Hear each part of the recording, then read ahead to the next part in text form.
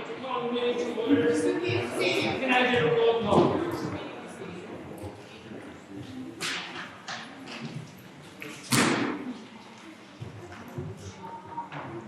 Mrs. Superintendent is not here.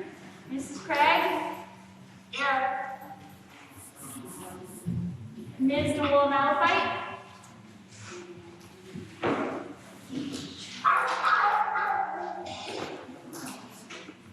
Is that here? I think so. Miss Malafite? Here. Ms. Juliana? Here. Ms. Ranzan? Here. Mrs. Steele is not here. Mrs. Stahl is not here. Ms. Switty? Here. Mr. D'Agostino? Here. Have a quorum. Would you please join me in the flag salute? I pledge allegiance to the flag of the United States of America and to the republic for which it stands, one nation, under God, indivisible, with liberty and justice for all.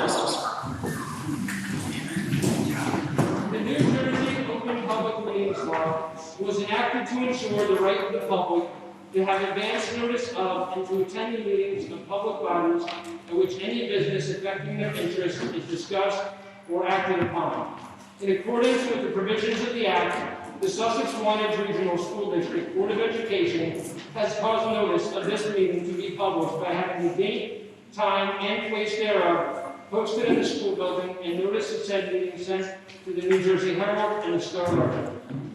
The Sussex-Wantage Regional School District is a responsive, caring, child-centered community. Our mission is to educate each individual to become a confident, lifelong learner, and productive, responsible citizen, providing challenging opportunities in a safe environment through a partnership with families, schools, and communities. Thank you. At this time, we will move on to the report of the Superintendent of Schools.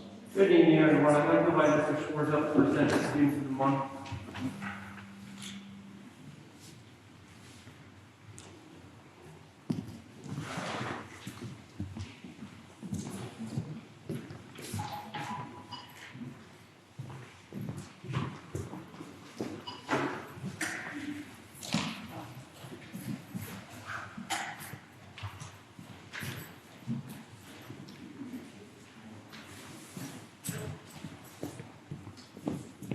Good evening, Mr. Ball, Mr. D'Agostino, members of our Board of Education, and members of our audience tonight. While our circumstances continue to be anything but normal, our students continue to impress us with their determination, grit, ability, and achievements. Before I begin tonight, I would like to acknowledge the hard work and courage of all of our students, teachers, and parents. It takes patience, flexibility, organization, and a variety of other skill sets to ensure that each child is successful. I would like to thank the entire SMS community for all that they have done for our students. Tonight I will recognize the February Student of the Month from each grade level. These students have gone above and beyond this year and deserve high praise for their achievements and growth. The 6th grade Student of the Month for February is Ileani Alipi. Ileani is a young man that approaches every day in class eager to learn. His positive attitude and work ethic is contagious. In a year when things have been inconsistent, he provides consistency to each and every class, and his teachers look forward to his participation. Ileani has done a great job marking periods 1 and 2 and continues to find success in the 3rd marking period. While mathematics is his favorite subject, he does great work across all subject areas. In addition, he enjoys coming to school and getting feedback from his teachers and peers along the way. Ileani's teacher stated the following: Ileani is a respectful and responsible young man who maintains a strong work ethic along with a positive attitude. He strives for excellence in himself and also collaborates well with his classmates. Please join me in congratulating Ileani's 6th grade student.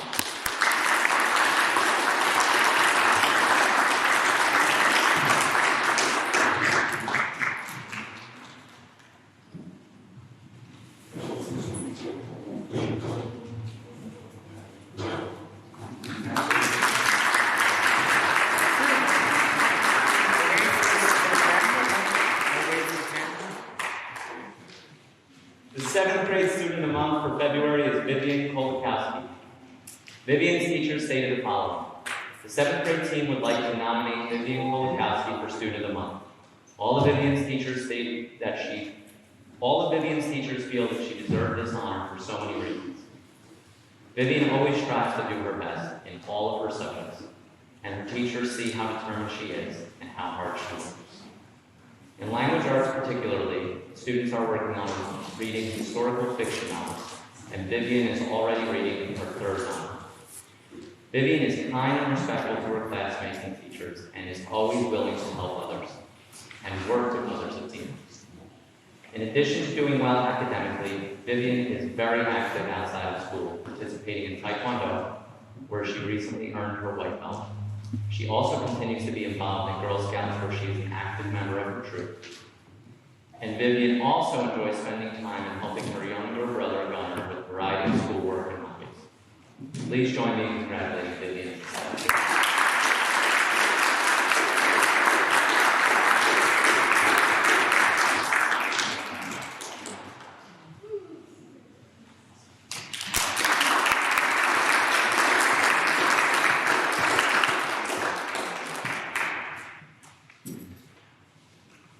The 8th grade student of the month for February is Amanda Vandermark. Tonight I am going to share a statement from her teachers that speaks to why she is earning this recognition.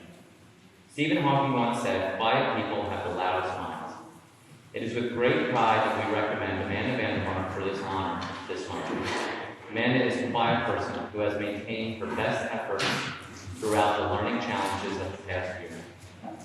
Amanda may not say much aloud, but she is finding her voice in her writing. She is beginning to show her passion for family and life in what she writes. Amanda continues to persevere in her schoolwork despite the technology and other virtual issues that she has to overcome during this unprecedented time. She works through the challenges and has shown strength of character to be proud of. She has maintained her grades and created a routine for herself that allows herself to be successful. Be afraid of the quiet ones. They are the ones who are doing it. Congratulations to Amanda. We are so very proud of her. As we say goodbye to her at the end of the year, I can tell you that she has had a positive impact on her teachers and peers in the SMS community. Please join me in congratulating her.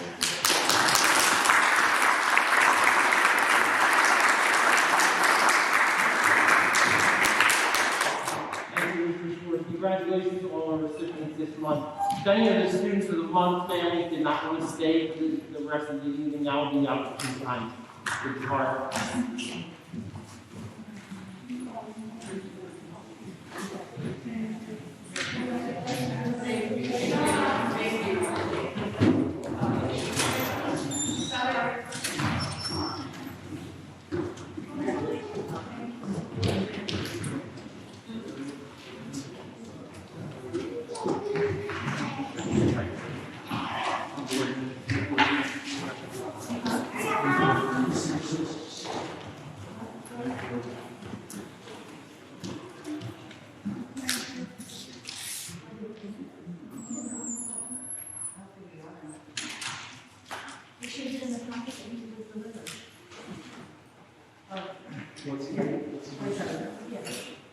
Good evening, everyone. Just to report out some key items since the last board meeting. I think most of you probably received my announcement that we're looking to reintegrate, increase our student population on a daily basis. That starts Monday, March 8th.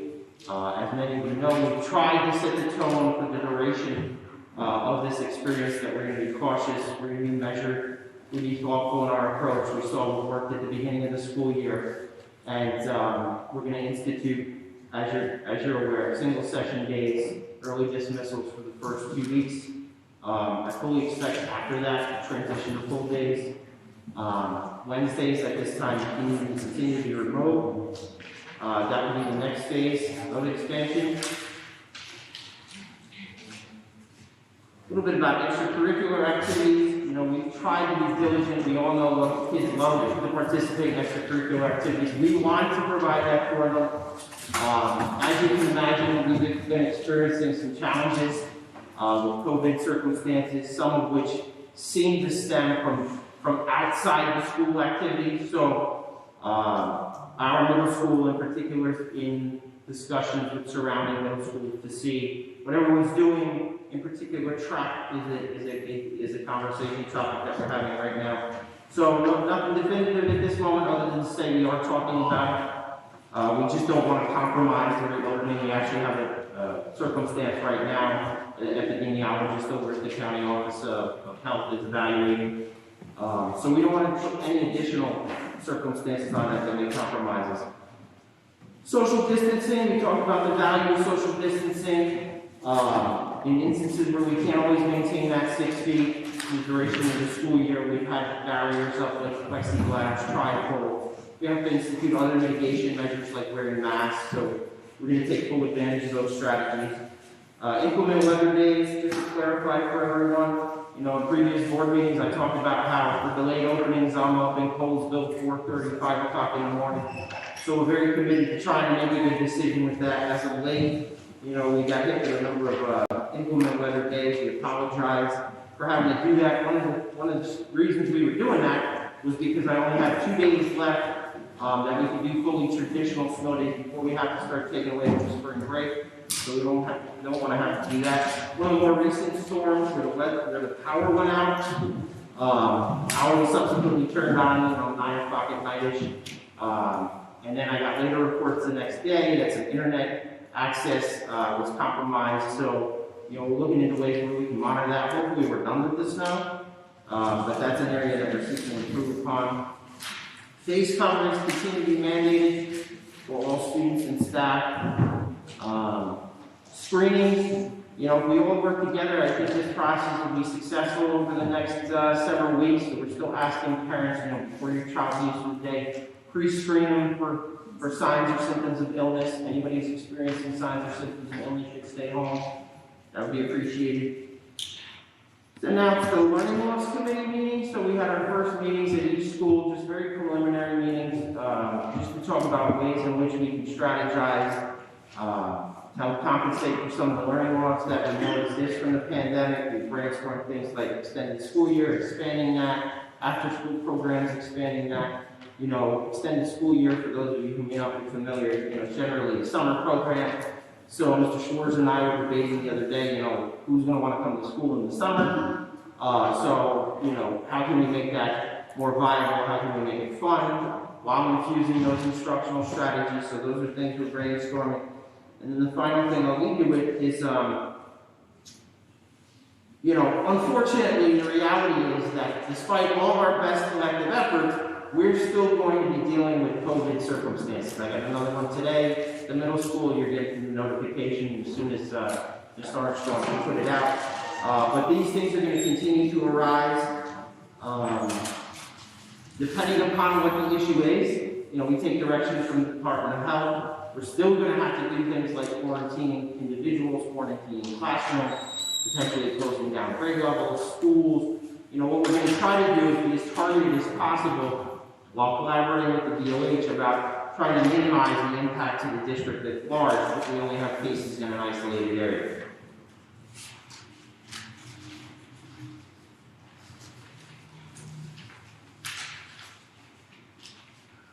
And that's all I have for you guys. Mr. Gall. At this time, we will move on to audience remarks.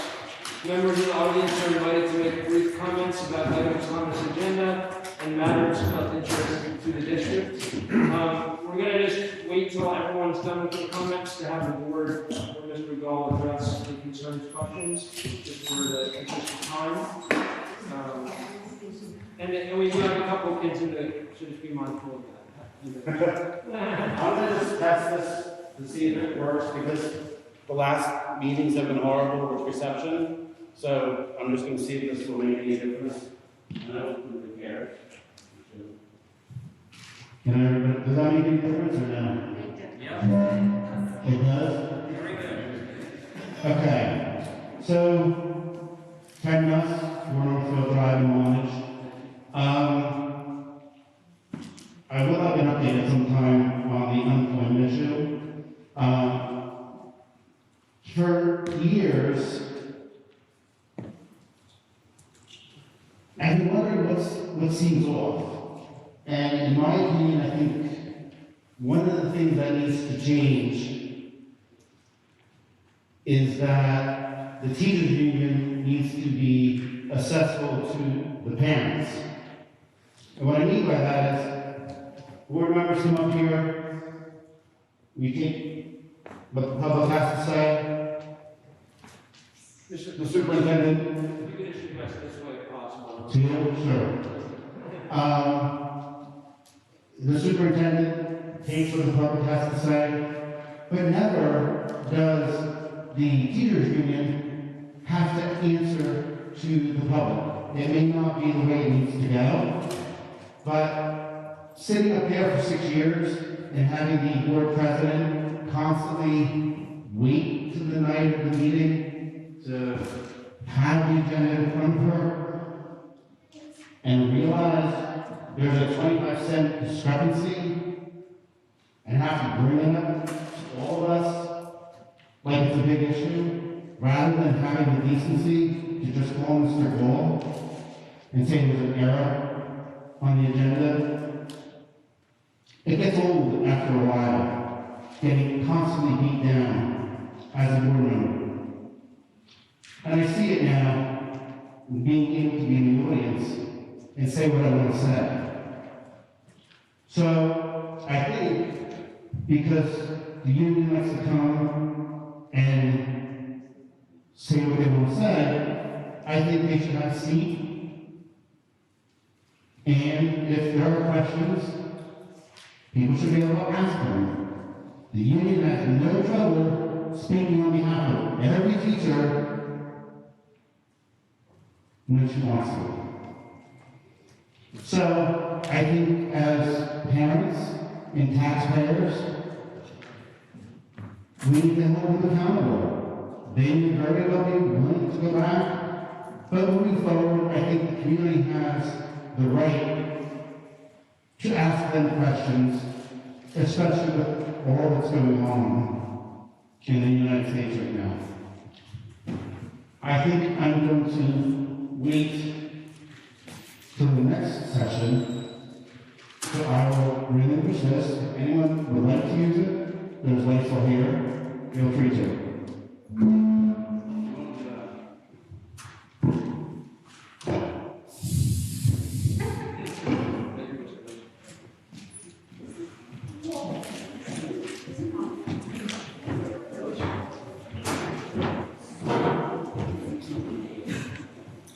Bill Gedler, my knee, different room, wanted a few quick items. I'll try not to take up the whole meeting.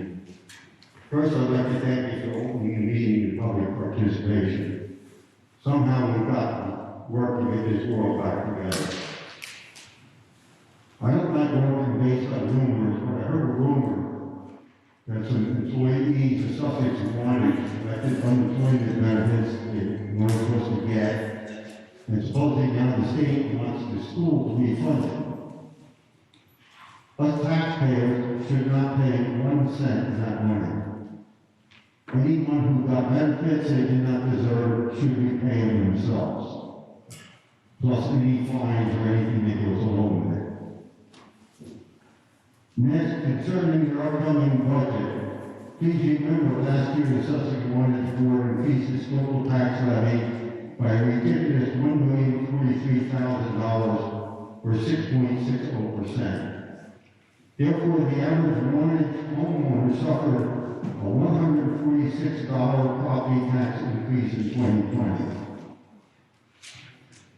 But while many taxpayers don't recognize that since the school operated on a school year and taxes collected on a tax year, our 2021 tax bills will include the second half of the $21 million tax increase. Since we have not yet received from the state of New Jersey the 2021 allocation tables, so to be able to run preliminary tax calculations, I reused the state's elementary 10% numbers from last year. Based on these preliminary calculations, the average homeowner could suffer the following property tax increases in 2021 for just Sussex-Wantage. With no increase in Sussex-Wantage's local tax levy from 2020 2021. The estimated property tax increase for 2021 are Sussex Borough plus $78 or 3.48%. Wantage Township, $112 or 3.54%. With a 2% increase in Sussex-Wantage's local tax levy, being $17,179,897, the estimated property tax increase in 2021 for Sussex Borough, $125 or 5.56%, Wantage Township, $178 or 5.59%. Apparently, Dictator Murphy is continuing to cut state funding to most of Sussex County schools, but many Sussex and Wantage taxpayers cannot afford these tax increases. Please, if at all possible, reduce Sussex and Wantage's local tax levy. Then come a quick addition. From what I'm reading, schools throughout the country are scaring the students with global warming, which is now referred to as climate change. This is supposed to be science. It's been totally taken over by the United Nations and the politicians and the newspapers using scare tactics. When scientists do a study, if the results don't agree with what the UN wants, the study doesn't get printed. It gets buried, and the scientist gets ostracized. I call on them, Sussex and Wantage, to teach the truth. If you need the truth, instead of our local paper,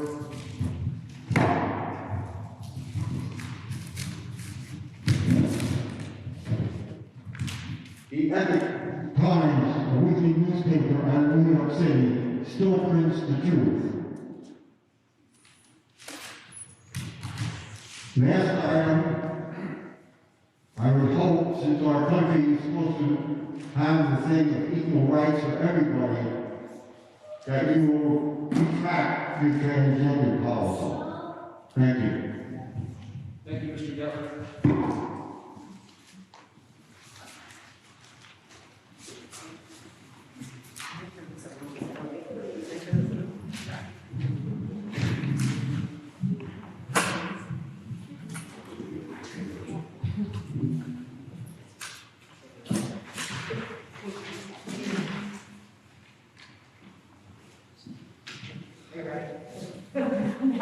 Andrea Sparta, 898 Cruise Road, Washington, New Jersey.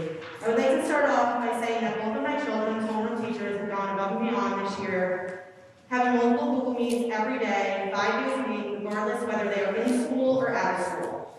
I was happy to hear that after 6 months of inconsistent and barely any live Google Meets from the specialist teachers, that they are now going to be going live moving forward. I then checked with my other son's special teachers to see what they were doing at the Wantage school. Some are doing live meets and others aren't. I was informed that the students at CEL are not having technology because they are not allowed to use the devices, which I completely understand because of COVID. But then why do we at home have to do something that they're not even doing in school? My other son has technology in person, but yet when he is home virtually, there is never any live Google Meets.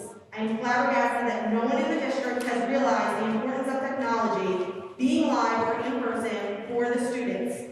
Due to the fact that the past year, almost a full year of 13, our children's education has mostly been online. In the beginning of the school year, my third grader received a Chromebook from the district and yet never received even any instructions on how to even use it, just the basics. Nothing came home to the parents or the guardians, but my son does and still gets pre-recorded videos and a simple, if you need help, email from the teacher. Moving forward, I feel that technology should be live or in person for all students. Technology is obviously the way of the future and is ever changing, and our students should be up to date with the newest trends. With opening schools back up, I am assuming it is safe to say that specials will be live till the end of the school year, and whether you are in person or you are virtual. I also hope that this district is planning for the future, and I'm not talking about the next few weeks, I am talking about next fall and beyond. Don't get me wrong, I think we did an average job as a district, but it would be nice that every once in a while, we striving to excel beyond just being mediocre. Parents and children have stepped up to the plate beyond anyone could ever imagined. Now it is time for all the teachers, every single one of them, administration, this board, to do their part and step up. I think that everyone would agree with me that we owe this to our children, to say the very least. Thank you. Thank you.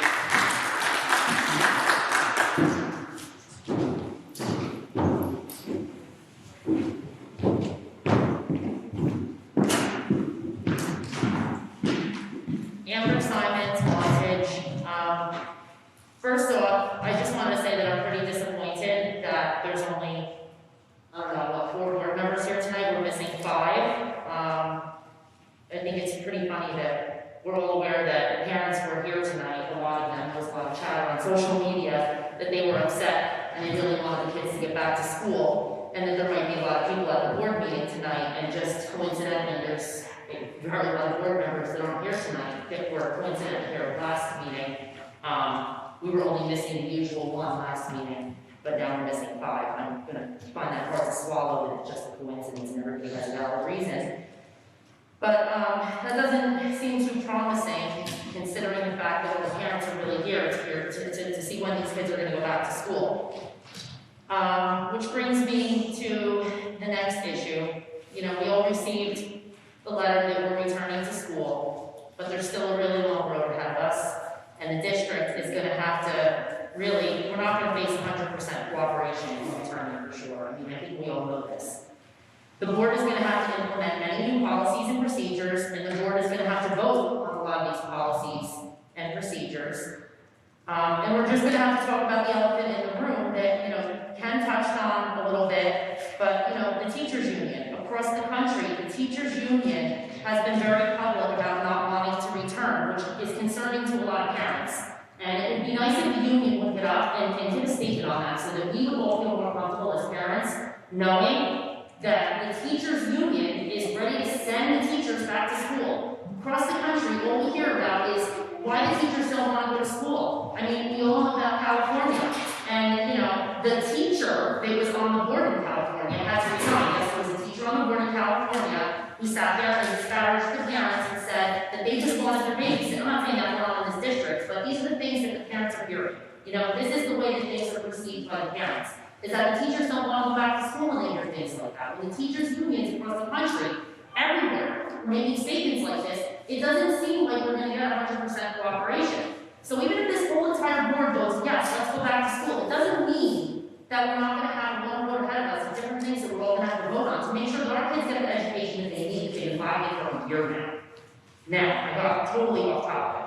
However, you know, that person in California said that, you know, they just wanted their babysitters back, the parents sat home and they wanted to smoke pot all day long. That teacher had to resign. I think there were 3, I'm not sure, at least one was a teacher, but 3 people had to resign from that school board because of what went on there.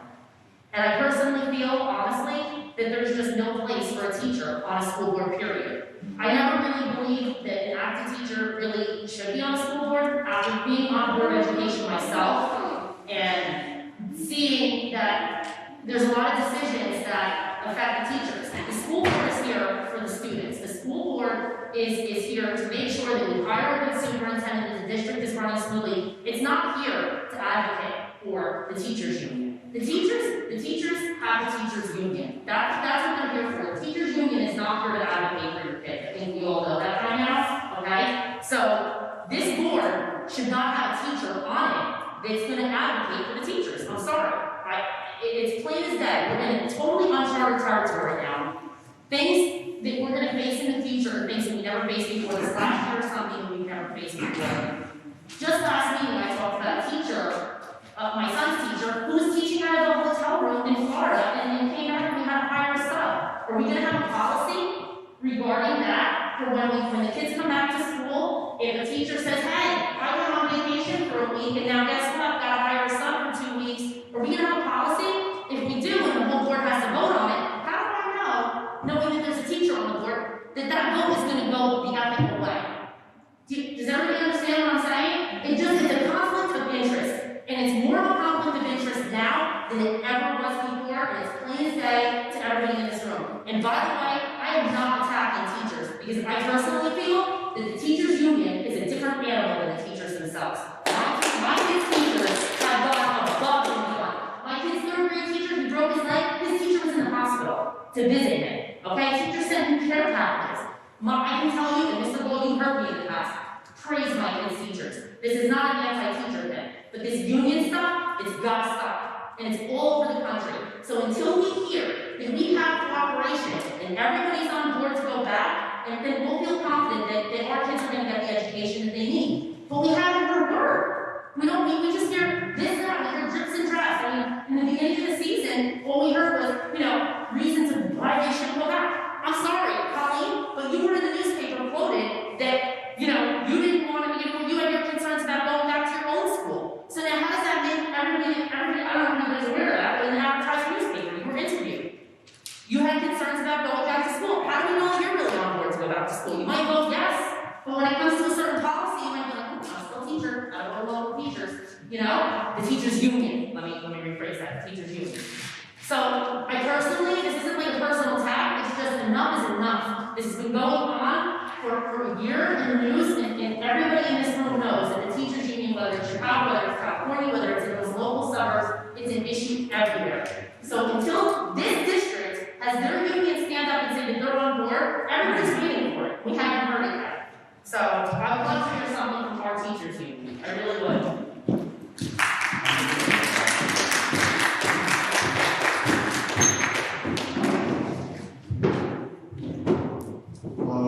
My name is James Wynn, 72 Glen Road in Wantage. I have two daughters in the SMS, one in 6th, one in 8th grade. I just want to start tonight by thanking everyone for their hard work on the board, Superintendent Mr. Gall, trying to do your best in pretty much the worst of all situations. I'm here tonight, I'm not here tonight to criticize anybody or judge anyone. The only reason I'm really here is to try and help us get our kids back in school full time. I have to say that when I received Mr. Gall's letter informing us that our kids would be returning full time, and basically to full time within 2 weeks, I was thrilled. And most of the parents I spoke to also were more than thrilled. Shortly after we got the letter, I became aware of a letter that the county school superintendent that wanted to pause or delay our reopening until we received more state guidance. I found it disturbing, and it left me and a lot of other parents with a lot more questions and frankly a little bit confused. Seems to me that our superintendent, Mr. Gall, has already made the decision for us, and why our county superintendent will supersede us locally in our school and have any influence on what we do in our school district. It would be beyond me why he would. We're going to always have critics no matter when a school opens. If we open this year, we open next year, there'll always be critics. I personally couldn't care less what the county superintendent has to say. Mr. Gall is our superintendent, is my superintendent. I agree with his decision to go back to school 100%. I think finally we might be ahead of the curve instead of behind it. So I just have a few questions that I was hoping to get answered tonight. Maybe 3 questions. I'd like to know, does Mr. Gall have the full support of the board for the reopening? And I'd like to know by each board member if they do fully support Mr. Gall's decision to go back full time or not. So I think they're going to vote on a resolution, so I think that would demonstrate to you whether they agree or disagree. Okay, that's acceptable. When is that vote? Tonight. It's tonight. Okay, great. 2, I'm concerned about the path forward. As Amber mentioned, we will inevitably have a COVID case. Apparently, we just had them. The most current CDC guidelines recommend that when a school incurs a COVID case, to keep the school open. And only quarantining the infected person or anyone who has been within 6 feet for a period of 15 minutes or longer. I'd like to know if we'll be following that guidance. Maybe you can proceed with all your questions and then I can. Okay. If I can remember. I'm sorry? If I can remember them all, if not, you're gonna have to remember them. Okay. There's also a lot of speculation, rumors regarding teachers and the unions, as Amber and Mr. Nuss addressed. Whether or not they're all willing to return. Are we going to end up with a teacher crisis, or are teachers going to be calling out sick? I don't know how it is. Do we have an official response from our teachers union on their stance? Are we receiving any pushback from the teachers at all? I'd like to know that. Can anyone?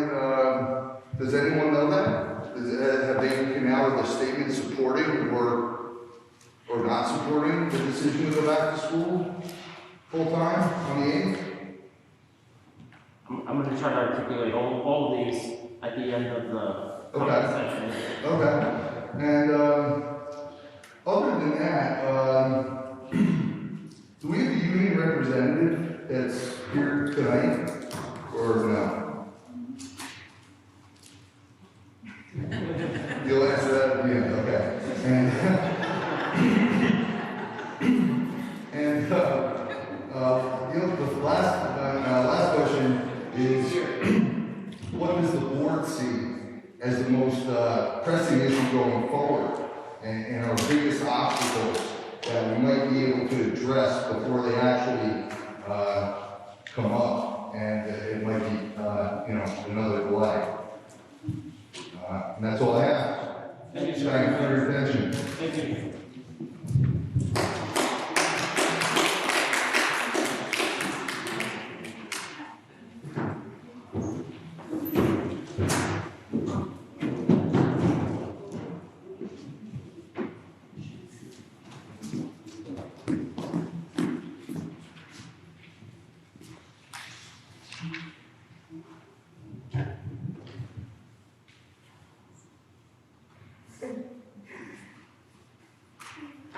Lisa Samaro and my daughter Naomi Samaro. She is a first grader at CEO, and Naomi actually, we couldn't get a babysitter this time, so I told her we have to bring her to the meeting, and I explained to her what the meeting was for, and I jotted down a few things, and she said, "Mommy, I would like to say a few things."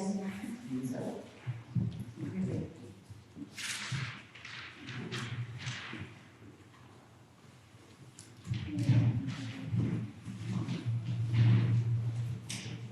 I'm trying to get it right.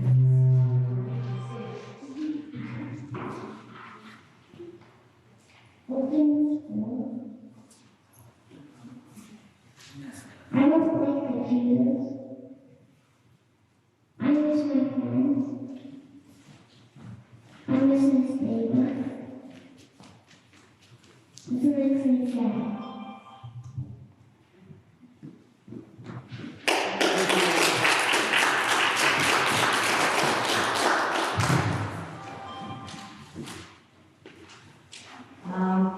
I'm here again because very little has changed since the last meeting.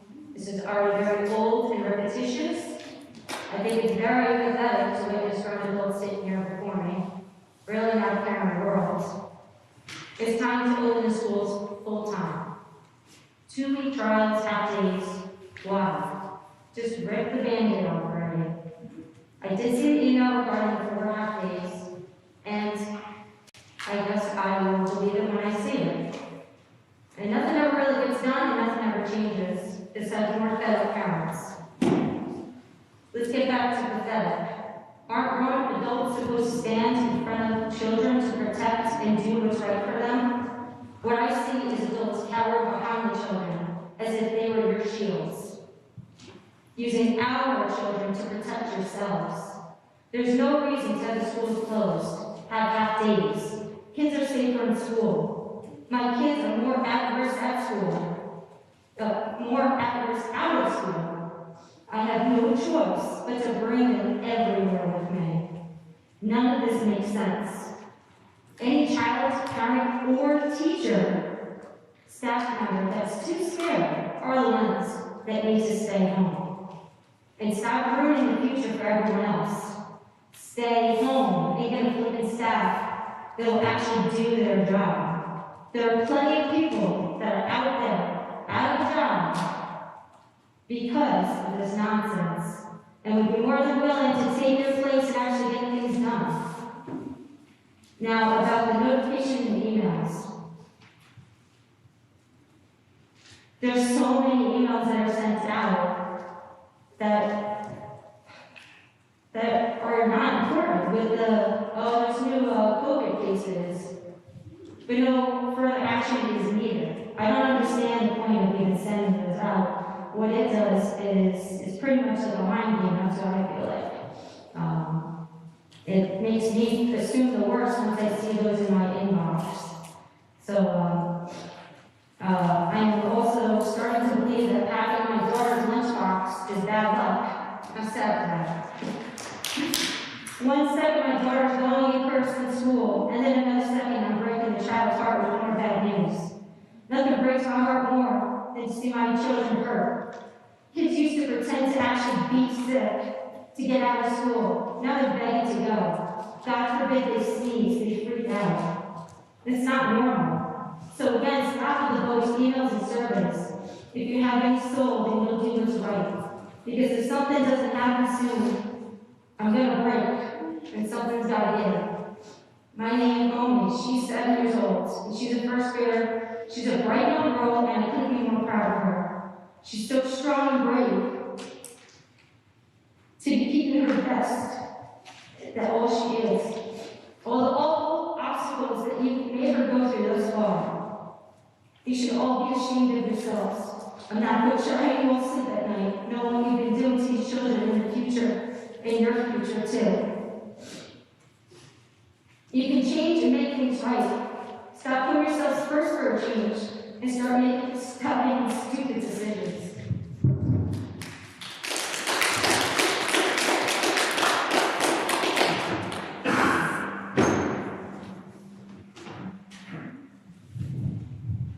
I'm Adam, 79 Lakeview Drive, Wantage. School needs to be in person so that kids can have full interaction with their friends. Not only for social skills, which are very important, but also for group learning, something that I really miss. Also, kids need a regular schedule that all the students are on, not half virtual, half in person, or all virtual. Then having school change to virtual at a moment's notice. It is very confusing. To avoid the confusion, I am homeschooled until school gets back. We need our school back. I know several kids that are behind because of all this, and I may be one of them. I am willing to wear a mask and socially distance. Please, bring back our school day. Thanks.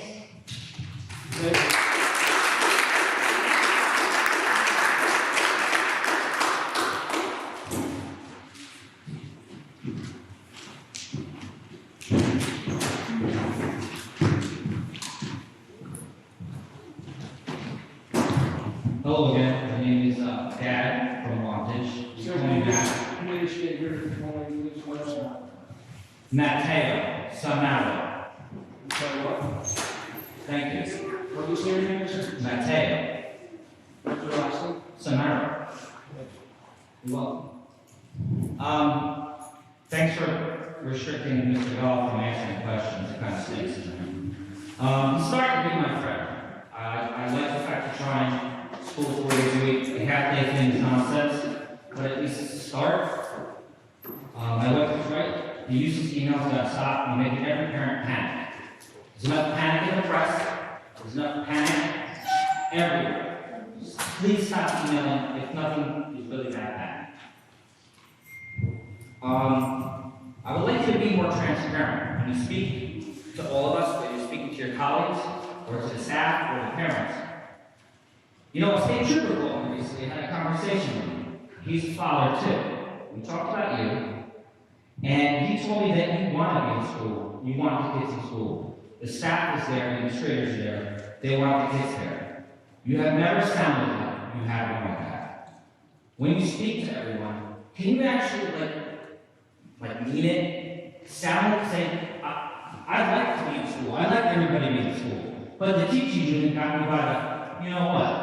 If that's not how you feel, that's how I feel.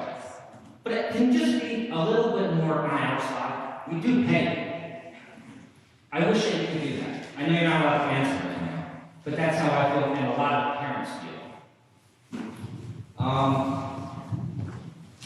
Because I can't ask you questions. You're not writing anything down at the moment. I wish I picked Lafayette to live in instead of buying a house in Wantage, because there's a bubble around that town where the kids get to go to school. They're all flourishing.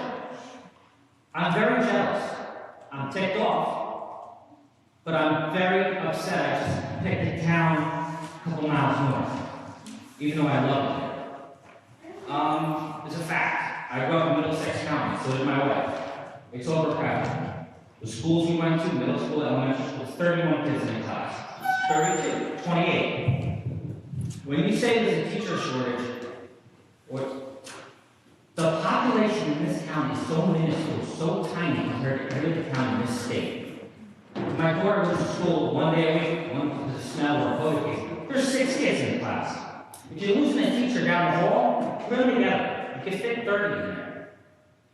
Even with COVID guidelines that the use of governor dishes out, you can fit 20. Try a little harder, please. I'm only talking to you because you're the one who calls off school. You're the decision maker. They all work for you. You're the boss. I'm not talking, they're just elected and they're just sitting there for the ride and you're volunteer. Just please be more transparent. Make it sound, your kids are in school. I'm jealous. I wish my kids went to Lafayette School or Pennsylvania. I didn't go to Pennsylvania because the schools in New Jersey are better. I completely regret that. That's all I have to say at the moment.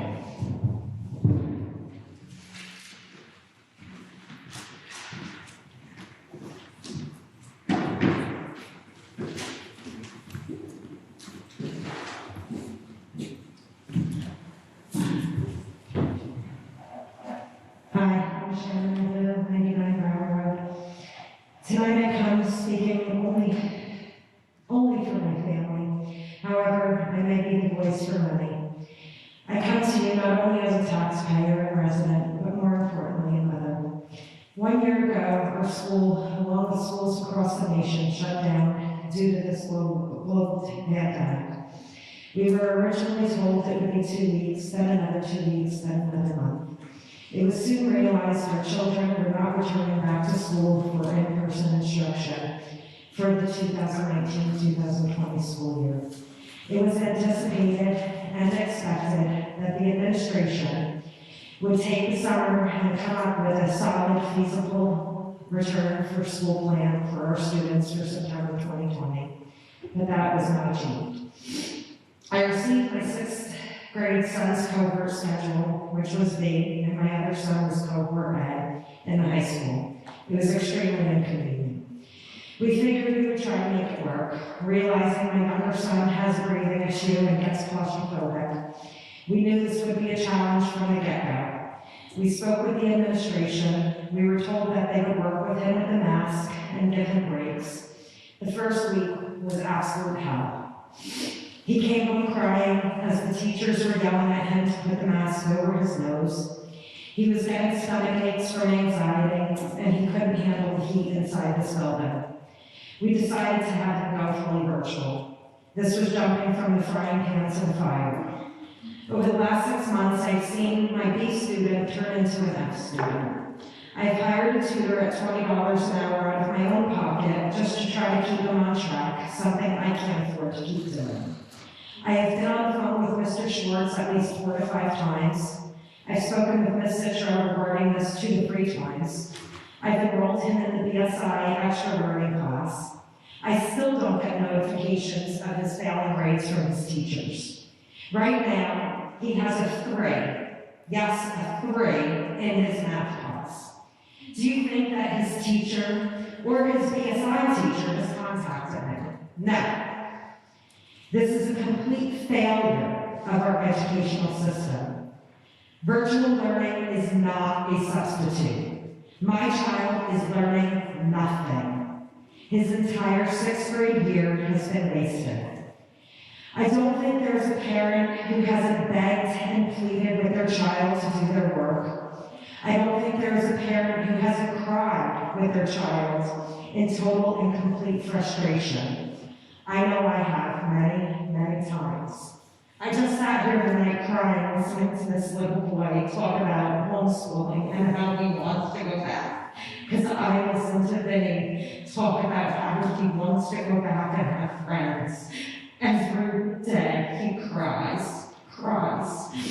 So as a mother, I totally understand. But the question is why? Why do we have to be like this? The answer is it doesn't. It is a complete and utter failure of our administration and the teachers' union to formulate a plan of action. There is no reason why our children have not been able to attend school safely like our other schools in our area. There's no reason why special needs children, like my son, have been brushed under the rug. When a child is consistently failing classes and needs help, the teachers and administration should be immediately working with this child to make sure they're succeeding to their capability. As much as I have always personally had a very good relationship with you, Mr. Ball, I feel this last letter was a knee-jerk reaction to the pressure of parents kicking and screaming and the fury that was coming down the pike at this board meeting. It was simply pacification to get people to calm down. There are no real concrete goals, plans, instructions for the teachers, or measures for them to bring failing students up to par, like Amber said. It fails to address the much-needed virtual-only students who are totally suffering at home, and it puts them off yet another month and a half until after spring break. It's totally unacceptable. Board members, you are visionaries and goal setters. You set the standards for a program of quality instruction, and you ensure that a budget can support the achievement of these standards, as well as professional development training for staff. You hold administrators accountable for the achievement of these goals. The board is failing to set and keep standards for our children, all of our children. You have failed to hold the teachers and administrators responsible for setting goals of getting all of our children back into the classroom within a reasonable time frame this year. We just ask for a swift result. We need to work as a community. We love our children. We want what is best for them. Please come up with a plan.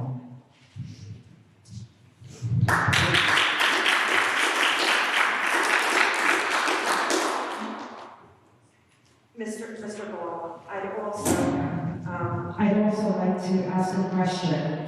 How is the school district, because of my son's failing grades, how is the school district handling these students? Because I've been told I'm not the only parent who is dealing with a child who is struggling and continuing to fail. How is the school district handling these children who are struggling so badly and then moving on to the next grade? Because that's a severe concern of Mr. Ledoux and I. And how are these children moving on to the next grade if they're continuously failing these classes and these teachers aren't working with these students to bring their grades up? And that's our concern, is how are they moving on to the next grade if they're failing school?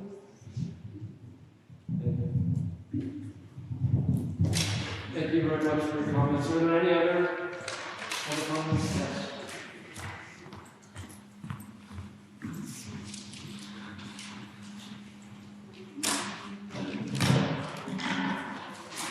Can you hear me? Or do I have to hold it? Can you hear me? Is that good? Yes. Okay. My name is Jennifer Cooper Pelony. Wantage. Do you have a street address? Do you have to do the street address? No. I've probably been emotional.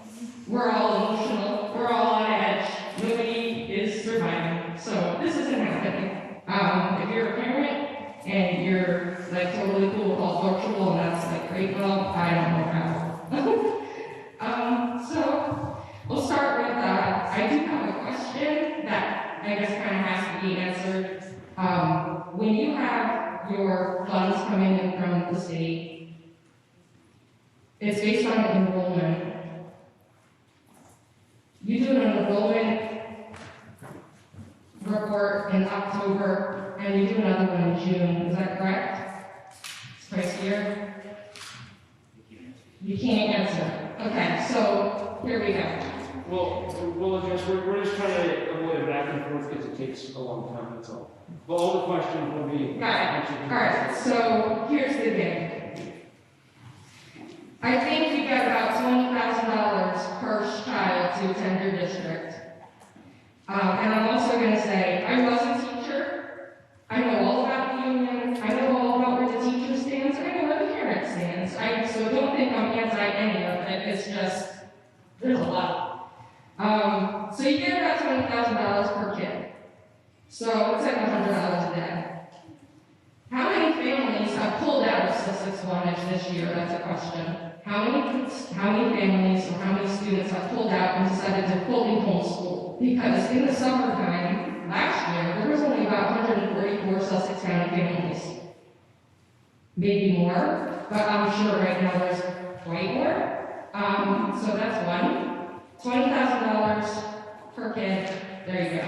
So mine, I have two children. So if I was to decide to homeschool, that's $40,000 less in your district.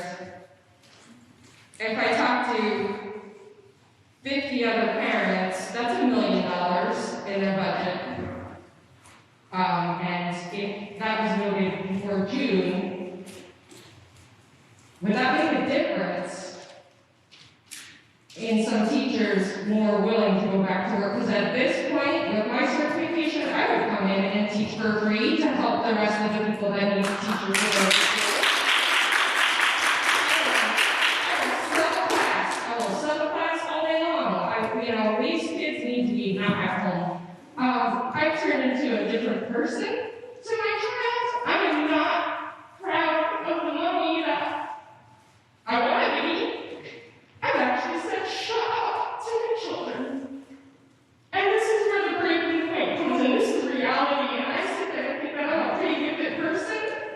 I've got it under control. I've got my teachers still let me do this. I don't know. Yeah, we got your decimal here. You're hearing. Well, I'm standing this kind of all of this and it's not working. As best as I can do, I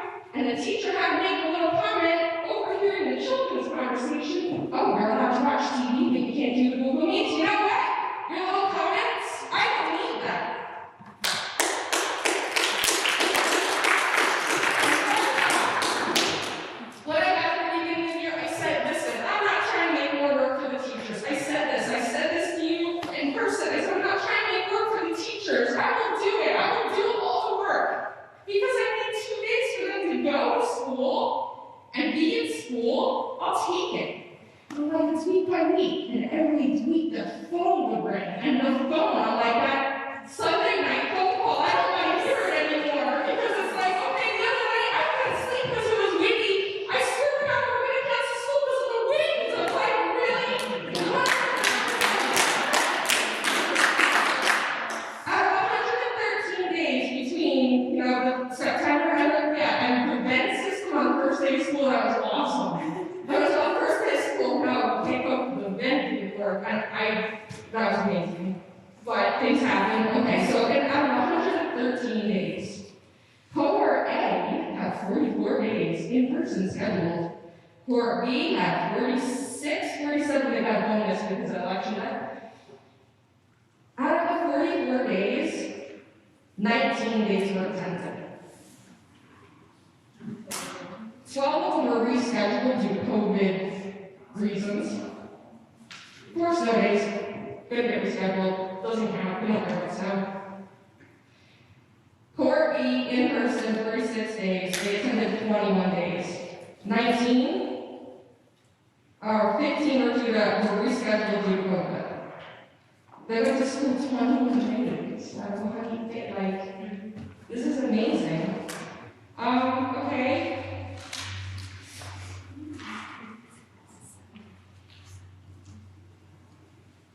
With that extended year, who is eligible to attend that? Do they have to be failing students?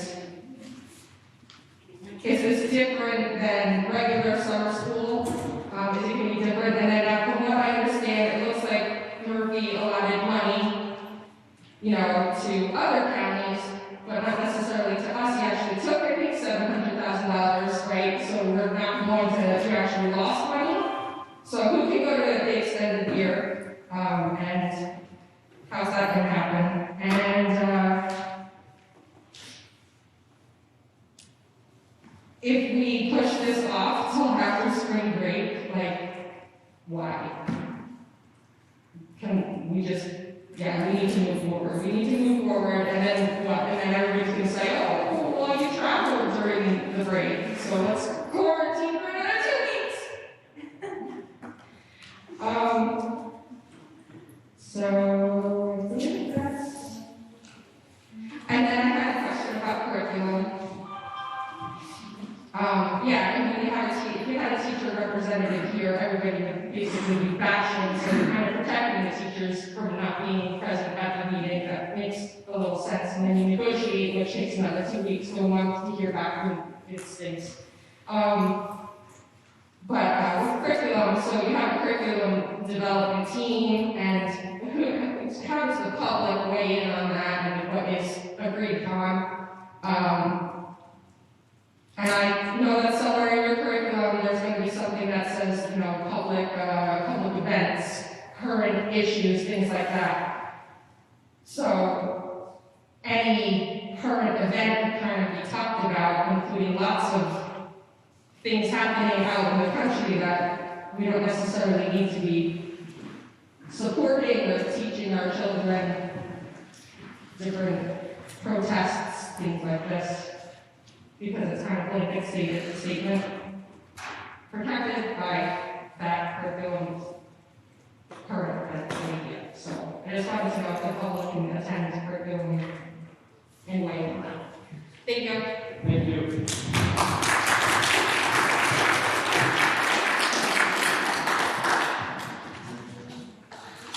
Are there any other public comments?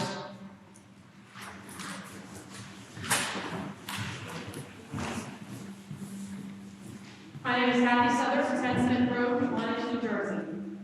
I hesitated on coming up before you guys to speak, listening to all the parents talk, and I wasn't even sure that I wanted to bring up about my own personal experiences. But I will start first by praising my 7th and 8th grade teachers that my children have. Considering what they have to deal with, they've been sort of amazing.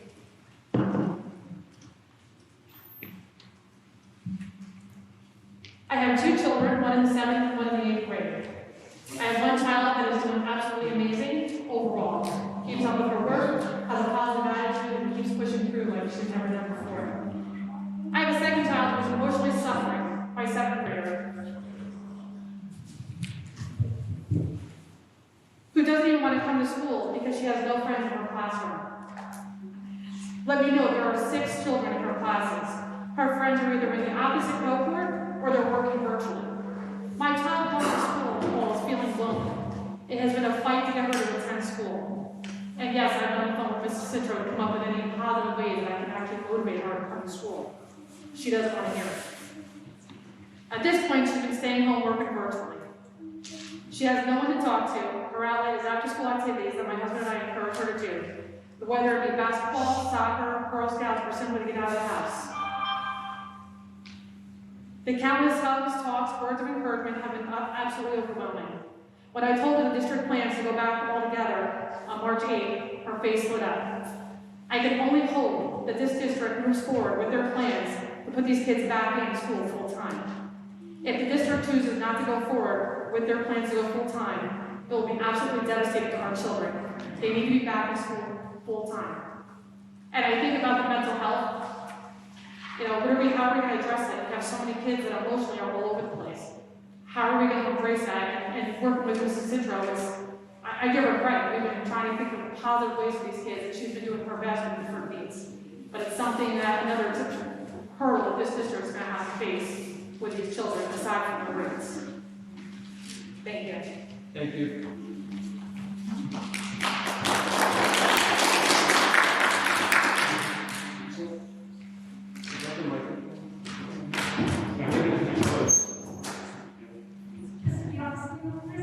Sure, thank you. The microphone's now off. I don't think I need it. Thank you. Patty Gomez, Route 284 Wantage. I sit here, I'm a little perplexed. What I would like the board to hear is from one of your teachers. You know me. You know that I am not afraid to speak my mind, nor to disagree, nor am I afraid to say that I agree. As Mr. Gall well knows me, I have no problem speaking my mind. I'd like you to hear about my year as a teacher. This has been the 19th year that I've been doing this. It's been the hardest year that I've spent in 19 years. For social reasons, emotional reasons, and professional reasons. Just about a year ago, we got a message saying that for 2 weeks, we would be needing to pack up, send things home. We should be back in 2 weeks. Well, we all know where that went. For me, as a K-2 teacher, we have never really been trained in Google Meets, in the Google applications, because they really weren't applicable for our grade level. When it became apparent that we were not returning to school, we all went into crazy mode. How do we make this work? What do we do? How do we keep the ball going? My colleagues and I spent hours on our own time and our own money, purchasing things online, taking trainings, webinar after webinar after webinar, which we later found that we couldn't submit for PD hours. That was my cut to you, Mr. Law. Do I feel like I did as good a job then as I'm doing now? No, I don't. But I've learned a hell of a lot in that time. Summer came and nobody wanted to break more than me, but Mrs. Ranzan and Mr. D'Agostino will tell you, committee after committee after committee. Did we all agree? No. Did we all see eye to eye? No. But were we at work busy trying to come up with a plan and express our ideas and to do what we felt was best for our students, our staff, and our community? Absolutely 100%. Didn't get paid one red dime for it. Advocated and pushed and prodded for summer reading program. Paved the new way, convinced our administrators we could do it, and I believe that we did do an effective summer reading program, and we didn't even really know how to use the technology we were using. And in the summer, we said, look, we need training. The board provided training for us, and we thank you very much for that. I think I attended 6 classes. Just because I needed to know how to become more proficient with the things that were put before us. Mr. Kronsky said, hey, I need a document camera. He said, it's yours. He brought it. Needed things? My IT department and came and said, I'll show you how to do this. School started, we were paving a whole new way, but you know what? I don't know what people are talking about. The teachers aren't there, and teachers haven't stepped up to the plate. Because the only days I've been home have been the days that I couldn't get there because of bad weather and my vehicle wasn't available to me. I don't even know if Mr. Gall knows. The day that we didn't even have heat, I was there with a lit space heater because I had crappy internet at home. But I made sure that I was there for my kids. You know, the IEPs are still there to be written. The meetings are still there. Do I think it's the optimal way to learn? I do not. But really, what my opinion counts for is very little. It's that I'm doing my job, and I've never stopped doing the job that I've been paid for to do, and that I'm committed to do. I just got done writing 3 IEPs. I have to have data collection to support my IEPs. And I'm not ashamed to say that my kids are making progress. Is it everything that it could be or would be in a different situation? I can't say. But for right here and right now, they're not standing still. They're not going backwards. Thank you for your commitment. And you know I'm not a butt kisser. You know that. Thank you for your commitment to us. Thank you for standing with us. Mr. Gall, I think you're a transparent communicator. I wouldn't want to walk in your shoes 1 minute of one day. But you've been there, you've been supported, your door's been open, and you know I've come to you with some stuff that I really think you were probably saying, oh, that's what you just go away. But you didn't. This is a tough, tough time. I believe that we're on the way out of it. I think it's really sad that people have to find a need to blame people instead of coming together and just making it work. Thank you for your commitment to us. Thank you for providing us with a building that's safe. Thank you for providing us with adequate ventilation. Thank you for providing us with the resources to keep things clean. Thank you for the PPE that you provided. Every school in the state of New Jersey has not been so fortunate. So maybe, just maybe, when the media starts complaining and saying that the teachers' unions have been standing up, maybe in those districts they've had a good call to. I don't think that's been an issue, ever. I will not presume to speak for my union, but I'm a damn proud member, and you all know it. And maybe if people weren't so vicious, we wouldn't need the union. But thank you very much for all that you've done to support us.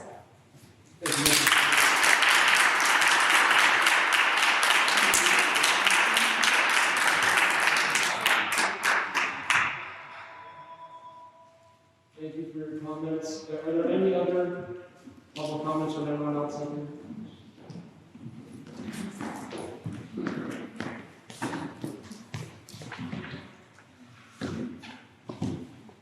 Sussex-Wantage. So I'm a mother of 3. One's in middle school, one's in Wantage, and my youngest one unfortunately could not join Mrs. Sports preschool class this year, which breaks our heart. So I am right there with everyone. Mrs. Sports preschool class was an amazing, lovable experience for the 2 that were in there, and it breaks our heart. But I understand. We did find, schooling somewhere else, Lafayette, because they can house her. But we understand that. We are missing Sussex-Wantage, but we totally understand that they can't house the preschool. And no one's as good as Mrs. Sports, that's another part. All right. So, I am a former employee of this district. I am also a school employee of another district. And I just wanted to say that I know a lot of teachers and administration in this school district. And I just don't understand when the school employees became the enemy.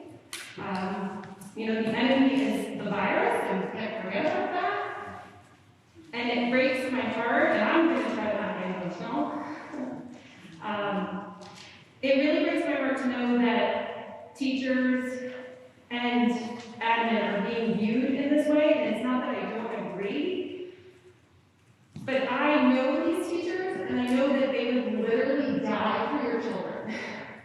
With an active shooter, and this is what, like, breaks my heart. Years back, with all of the active shooting that has happened in our school buildings, the teachers that you were talking about tonight literally would put their bodies in front of your child, okay? And I just wanted to point that out. I'm sorry that I'm going there, but that's all I can think about when I was hearing everyone talk. Every school employee, and I can say this as myself as well, have literally been working around the clock. Extra hours, all hours of the day, the night, ignoring their own health, myself included, to try to do the job that they never thought they were going to college to do.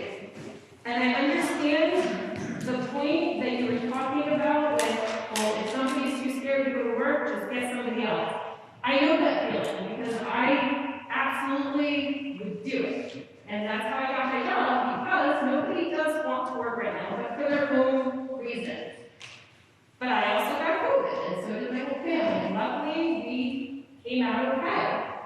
But it's a point in time where you sit back and you say, wow, I just did that for employment because it means that much to me. But you can't ask that of everyone. I also want the school to be open. I want the school to be safe. The pandemic is tough on everyone, and I've also said shut up at home, and I'm not proud of that. I've probably cried every day as well, and raised my voice way more than I should, because we are all stressed. Our kids are stressed, we're stressed, every avenue possible. And we're doing that because every single path of our life right now is harder. Everything is harder. You try to schedule one thing, and it's like your brain has to go down 500 different ways. So just realize that everyone is in that boat. No one is trying to take the easy road. No one. And instead of just pulling apart from everybody, I think we need to somehow come back together and just figure out how we can help everyone.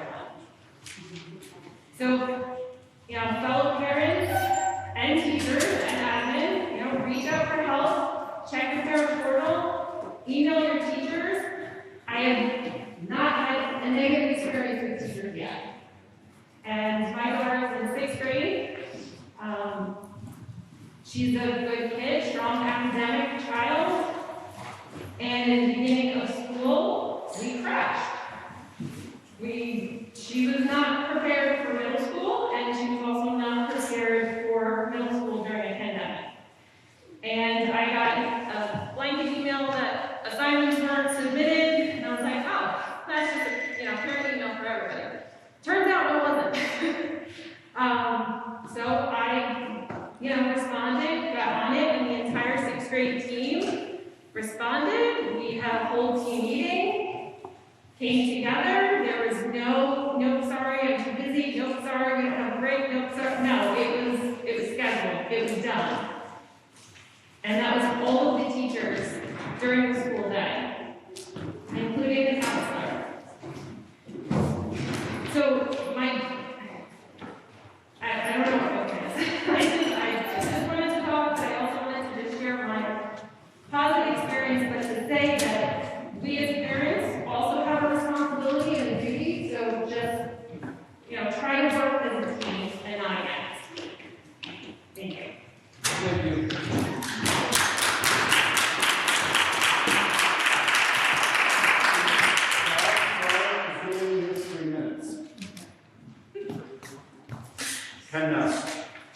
Can you, Christina, I was one of the 2 board members that fought for you, and Kathy, I have all respect for you. I think you're an outstanding teacher. The issue that I have, and I think a lot of people have, is you all claim that everybody is doing a great job. Everybody. Yes, I'm sure you are. I'm sure you are. But you know what? You all can't claim to be doing a good job when it's not fact. And that's the problem. The teachers union just constantly, I'm just so tired of it. That everybody is doing a perfect job all the time. That's got to stop. There are bad people in every profession. And it's ridiculous that we have to be worried about what we're going to say. Lisa, I have an issue with you, and the problem is, I as a board member spoke my mind. Things were not maybe taken the right way. Mr. Mass? I apologize. If you could just speak to the board. Sorry. So when I was speaking, I got called out by the teachers union for making statements, and basically they wanted to file ethics charges against me for speaking my mind. So I did apologize for what was said, but it wasn't enough, because what I said was taken as a blanket statement. Well, most teachers tonight, or some of the people that spoke, talk in blanket statements. They're all doing everything. It's BS. There's teachers that are not doing their job, and they need to hold accountable. Sorry. It's the Italian. So, I think that's it. Thank you for 3 minutes.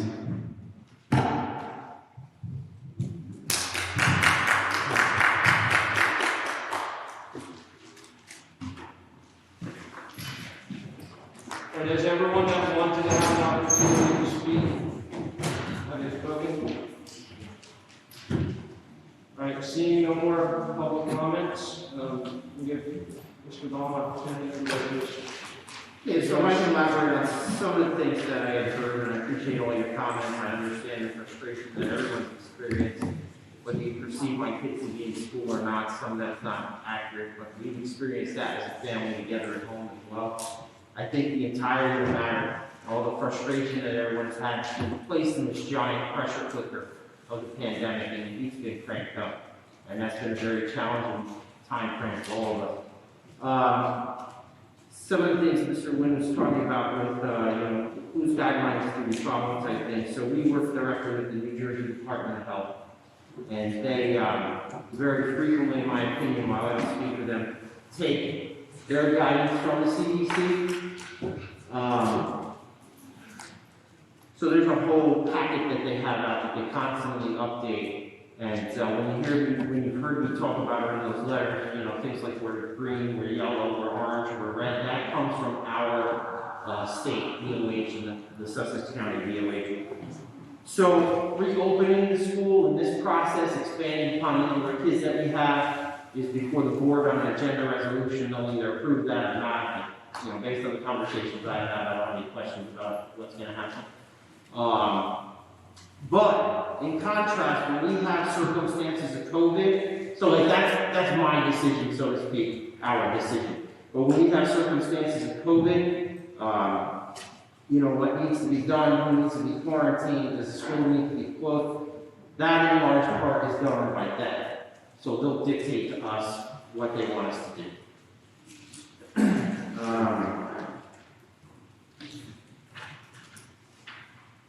So the challenges we've experienced with personnel, when you ask about unions and things like that, you reference people like being too scared. I think, I don't think there's any bravado or any fear involved necessarily. I think people have to make a decision for themselves in consultation with their doctors, whether or not they were going to come report to campus or exercise some leave. I think the majority of those individuals who felt like, for one reason or another, they had a consultation with their physician couldn't, that occurred at the onset of the year. August, people made those determinations for themselves.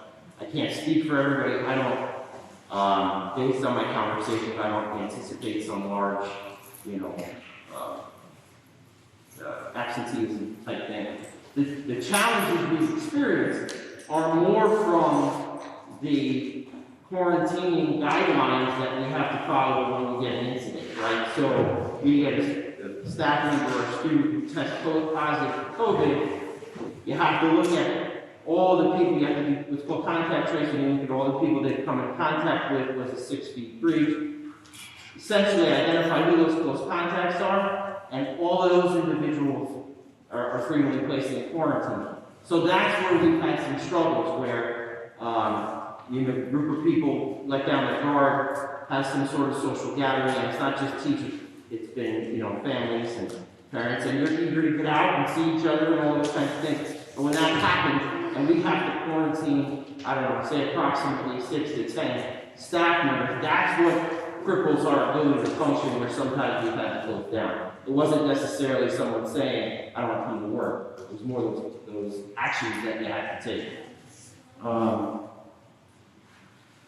BOE, you know, I can't comment for every BOE board members as far as what they perceive to be the most pressing issues. I would articulate, you know, just knowing them, that it's probably some combination of getting back to school in person, which everybody wants to do so long as we can do so safely. I've been with the district 10, 15 years, a lot of you know me that well. I would challenge you to find a time in that 10 or 15 years where I said, hey, you know, let's not bring the kids to school this year. It's just never happened. It's in the context of how we've had to respond from the NJDOE, the NJDOH. And aside from a small number of districts that you reference in the area, I mean, if you look at the whole state, the great majority of places are doing these, what I'm going to call, you know, atypical scenarios. Would I ever thought that I'm using vocabulary like remote instruction and in-person learning? That's wacky to me, right? I never would have used those words in my life, but, you know, it's in the context of the pandemic. The other thing that Mr. LeBou articulated that I'll connect, and the most pressing issue, is how do we compensate for these things? And I'm not, you know, the wizard behind the curtain that has all of the answers. So that's where that learning loss committee comes into play, where I encourage you to, you know, consider being a part of it, because you have an experience in music felony, where you can voice those concerns and have an actual input in what happens. Those are things we're talking about, extended school year. We'd love to open it up to more people. It's generally a criteria-based opportunity, but, you know, you look at the entirety of the matter, and a lot of kids are going to fall into a challenging predicament, right? Other things like responsive intervention, RTI, those are things we've used. So we're going to use a combination of things in the classroom, and then a combination of things of extended opportunities. The notifications, as annoying as they are, I understand where you're coming from. Sunday phone calls, I frequently reflected on as to whether or not we should keep doing those. We're going to do a comprehensive survey about a couple little things that came out of that learning loss committee. Some of that stuff I'll put in here. Does the community still value those? But specifically, these notifications about we had an incident of COVID, no further action will be taken, or action will be taken. The reason why we're doing those is not to be annoying. That's required by the NJDOE. We have to inform you. In what I would imagine was they developed a process so you understood it was transparent, and school districts were not trying to conceal, you know, cases of COVID from people. So I'm apologizing for annoying, but it's a requirement. We have to do it. We chose to do it via email, just so you weren't getting phone calls about it all the time. You could read it at your leisure. It's not intended to panic you. The reason why we're using the phrase "no further action taken" is so your mind, so you understand that we're not doing anything like closing the school, things like that. Some of these circumstances, the one I had at the middle school, what I said at the opening remarks was, even though we're coming back and we're increasing our cohort size, we're still going to have to deal with NJDOH saying, you know, we have X number of COVIDs in the building, you're going to have to quarantine whatever, a classroom, a grade level, a school. So those unfortunate circumstances are still going to happen. In my opinion, at this juncture, it was the right time to move to expanding our program, to Mrs. LeBou's point, not to try to, I don't know, dial down people. I mean, if that were the case, I did a really bad job, Mrs. LeBou. But rather, a whole host of circumstances. It's something we've been planning for a long time, talking about certainly at the administrative level. But I was always of the opinion that because of some of the challenges we have that Lafayette doesn't, we have a much larger population, you know, our facility's a little tighter, and other small school districts, not to just name them. But we needed to wait for other, they call mitigating measures. So layered mitigation where, we're doing the mask in school, we're trying to socially distance as much as possible, we have the barrier. But the overarching idea was to have those numbers in the community come down. And while I think we're at a phase where we're still going to experience fluctuations, last report we were yellow, today's report we were orange, but it only crept up, like 4 points in the case rate, 1 and 1, another couple categories, so it's a very small increase. But I think if you had the ability to overall look at, a line graph, so to speak, kind of follow, if you will, a stock ticker coming down, so it's not necessarily a dramatic one line, but it'll be like blips, like this. And I think if you zoom down over time, you see the trend is downward, and that's where I need to be to get everybody back. I know I'm jumping around a little bit with some of your questions. To Adam's point, my guy, Mr. Adam Special, who got the courage to get up there, really appreciate it. He referenced frustration over this. I don't know if he used the word pivot, but the idea is you have to be ready to go remote at a moment's notice. Again, that comes from the planning that the NJDOE instituted to us with the DOH, right? So that's where they're telling us, we may get a call in the middle of the night saying, well, we have X number of cases reported in your building, you're going to have to go remote tomorrow to give us time to investigate what the best course of action is. That's where that comes from. It's not, I'm not sitting at home one day and saying, I don't want to go to school tomorrow. That's not the case. Your enrollment questions and reports? When we provide the book enrollment number? I'm sorry? When we provide the enrollment numbers, it's October. The official account for application for state aid is in October. Yeah, October 15th. Yeah, October 15th.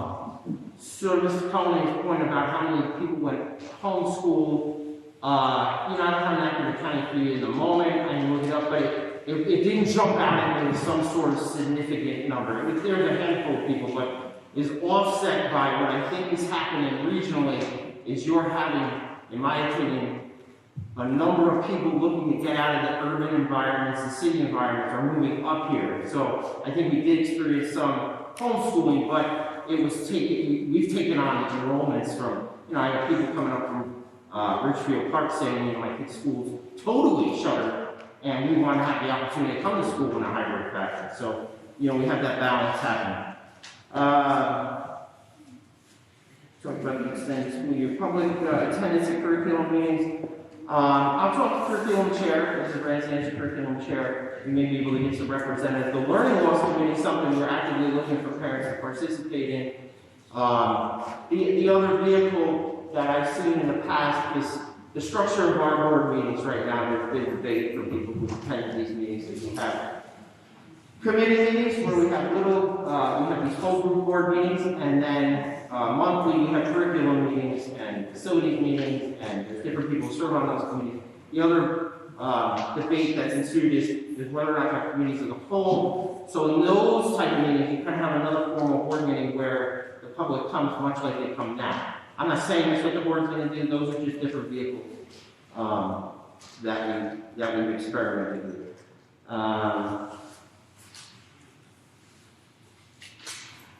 Yeah, and just in closing in those remarks, I just echo the statements of Mrs. Lane, who I had the pleasure of working with for a number of years. I think as much frustration and challenges as there are in the brain, and we can always get better, if we can find a way to pool this energy rather than being negative towards one another, and I understand the need to purge that, but if we can pool that energy to work together, I think the district will be unstoppable. I see Mr. Parisi in the back. Mr. Parisi, we were talking about you in the learning loss committee. You may want to see me pull you into the garbage. What's that? Your name came up in the learning loss committee over at the Warren School. You're in our greenhouse. Yeah. And if we could, so I talked about earlier about how you get people to come in the summer, students, and how to make it inspiring. So, trying to tie in with different things like that are fun and enjoyable, and slip in the education and the side. One of the things, I don't know if Mr. Cullen may talk about it or not, that's going to be a challenge for those summer opportunities is going to be, personnel. Like, are we going to have staff be interested in do those things? I mean, we always have a pool of people interested in doing extended school year, but if we expand it to a great extent, will we have that availability? You're going to have people in families and in school personnel who, if the COVID cases are continue to decrease in the summer, looks like it's going to be promising. People are going to look to take advantage of that. Also, I don't know how many parents are going to say, I want my child to go to school in the summer, or do I just want them to be, focused on the social, emotional, and enjoy the summer? So some of the surveys we'll issue in the future. We'll try to ascertain some of that information so we can see what the interest level is in the community and see what we can provide. We'd love to provide transportation for it. I'm not promising that by any means. Unfortunately, there's some hurdles with that, with contractual obligations with companies and their employees. So I don't know if we'll be able to do that, but we always knew that that was an area where we could increase our participation in summer program if we could provide some sort of transportation.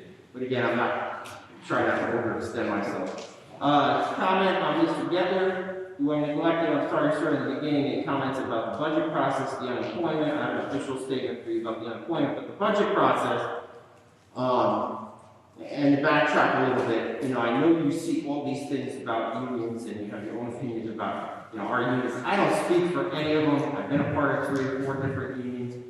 And I work directly with, even though I work with all the teachers in the building and that kind of thing, I work directly with an executive committee, right? A group of union members who, we collaborate on different things. And I can only tell you my personal experience. They've been very collaborative, very supportive of the notion of moving forward so long as we can do so safely. Again, I don't speak for anyone. The thing that's going to give us hiccups, I don't perceive necessarily to be our people not wanting to come to work. It's one, the quarantining guidelines, if we continue to have cases, coupled with just challenges of things you don't foresee, So to Mr. Gettler's comment about the budget process, I don't want to promise anything. Mrs. Cohen actually seemed to have some understanding of the state aid figures. So if you've been following board meetings for the past couple of years, we've been preparing for some very significant, devastating, I would characterize, state aid cuts.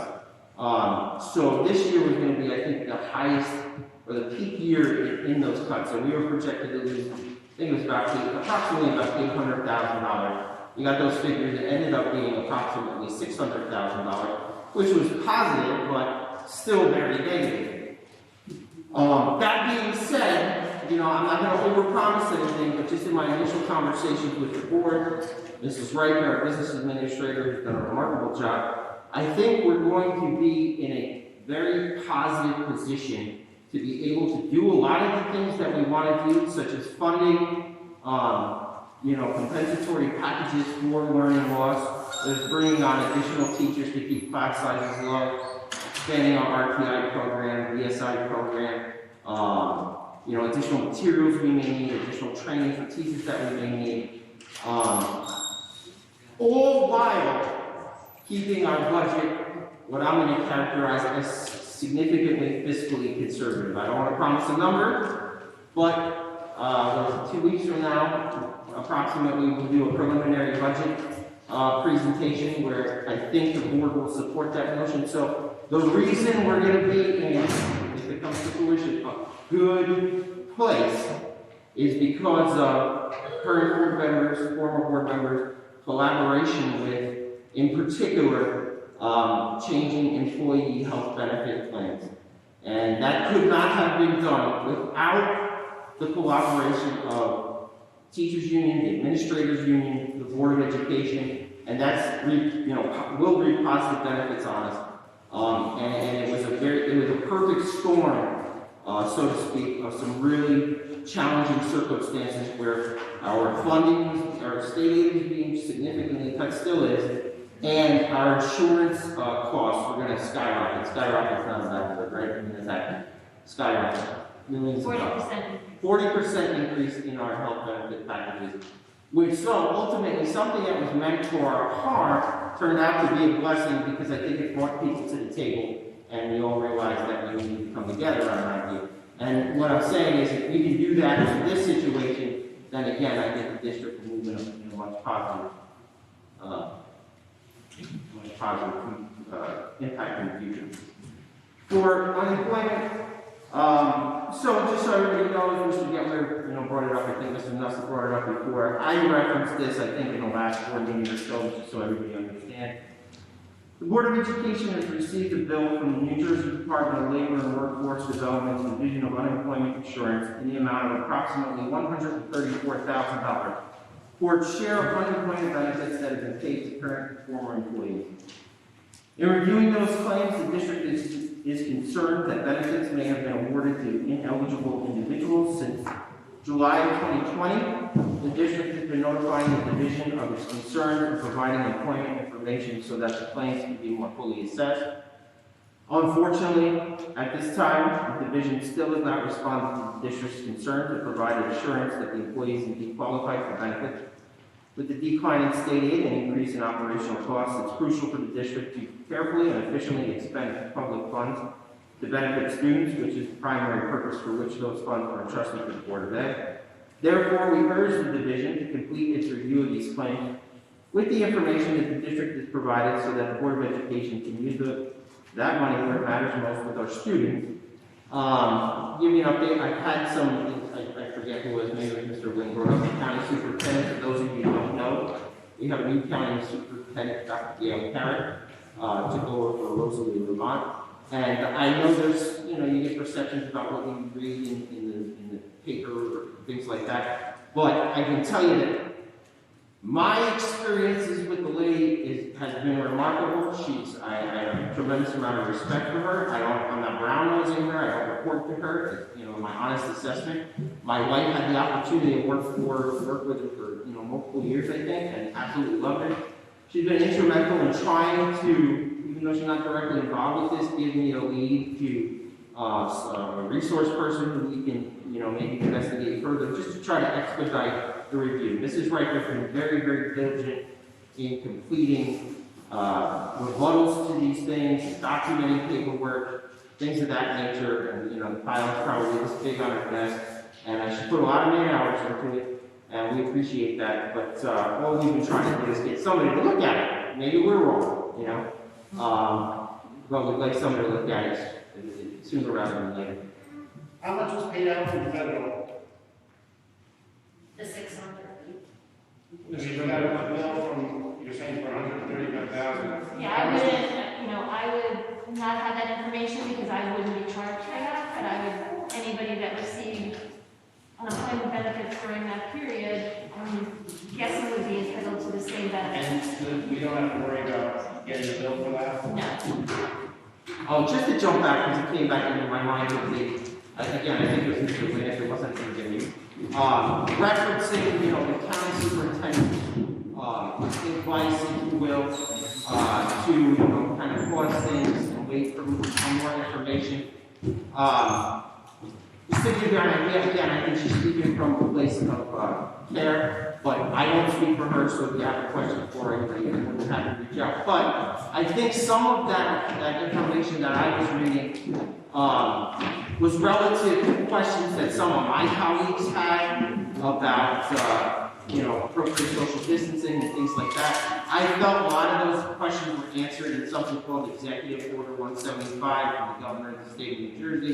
We delineated all these things, coupled with the road back, which is a document that we had to follow, for reopening schools. So I thought some of those questions were answered. And another thing that they were looking at that I didn't feel like really affected Sussex-Wantage was some of my colleagues, and it only comes from a place of concern, everybody wants to do the right thing. that some of my colleagues' districts border other counties. So if we have a district in Sussex County may border Passaic County, a district in Sussex County may border Morris County, I think there's maybe some inconsistency that their colleagues were getting out of those counties that the people in this county, were hearing about and saying, like, they're getting different guidance on that. And I think it was just, at least what I remember reading, was relative to trying to bring some cohesiveness to the advice that was being given to school districts. As you can imagine, we're very close to the New York border, Pennsylvania border. It's a tough sell sometimes. I get parents calling me, Mike, how come Pennsylvania is doing it this way and you have to close the school? You have to explain that, we're following New Jersey DOH, even though they're over, kind of an invisible line, they're following something else. So I think the same thing, from what I can glean, was may have been occurring within counties. Not that answered that. Anything else, Mr. Gall? Thank you, Mr. Gall, for the thorough explanation. Thank you to the members of the public and also our teachers for your comments. I am not a parent, so I don't know what that feels like to go through this pandemic, trying to, be a parent and help teach as a teacher, so I don't know what that feels like.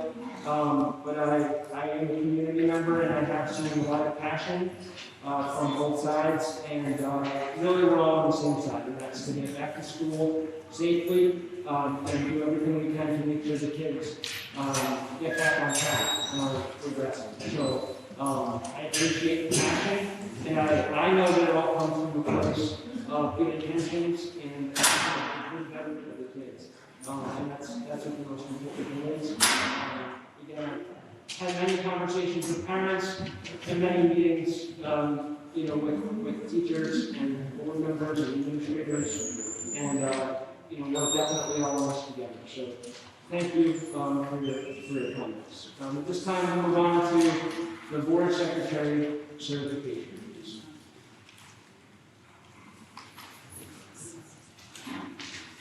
Pursuant to NJAC 6A 23A-16.1033, I certify that as of January 31st, 2021, no line item account has encumbrances and expenditures which in total exceed the line item appropriation in violation of NJAC 6A 23A-16.108. Thank you. At this time, we will move on to the approval of board minutes for January 27th, 2021 regular session. Looking for a motion, please. Thank you, Mr. Transam. Looking for a second. Thank you, Mrs. Stoll. Any discussion? Any roll call, please? Mrs. Transam? Yes. Mrs. Stoll? Yes. Mrs. Craig? Yes. Ms. DeWall-Valentine?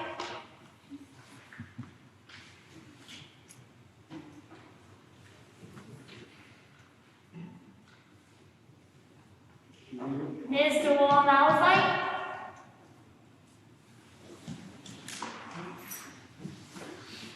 Yes.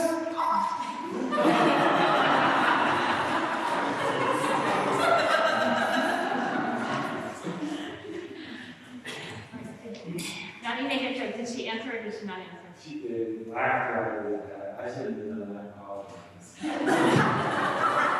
Mr. Giuliano? Mrs. Whitty?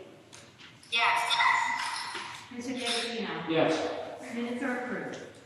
We have no need for executive session, so we will move on to the presentation of agenda items.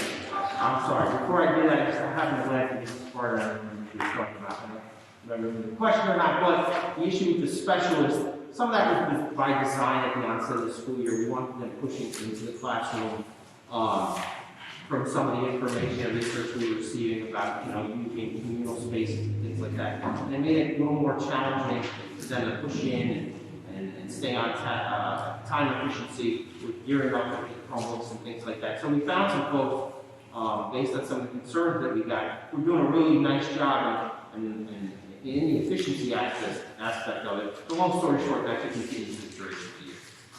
I'm sorry. Under personnel, I'd like to move item 1 through 13.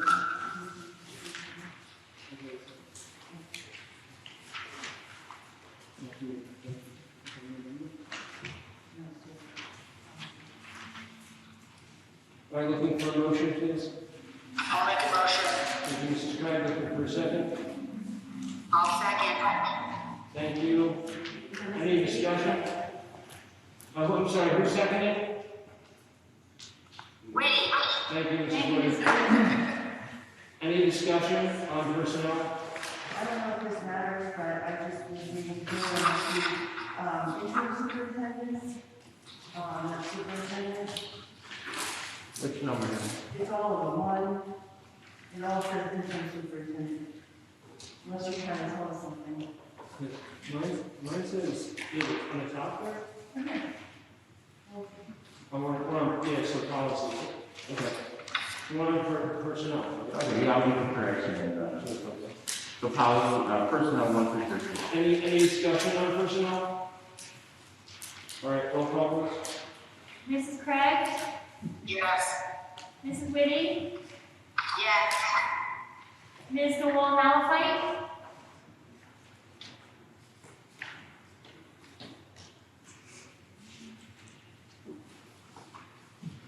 Is she on mute, Mr. Cron?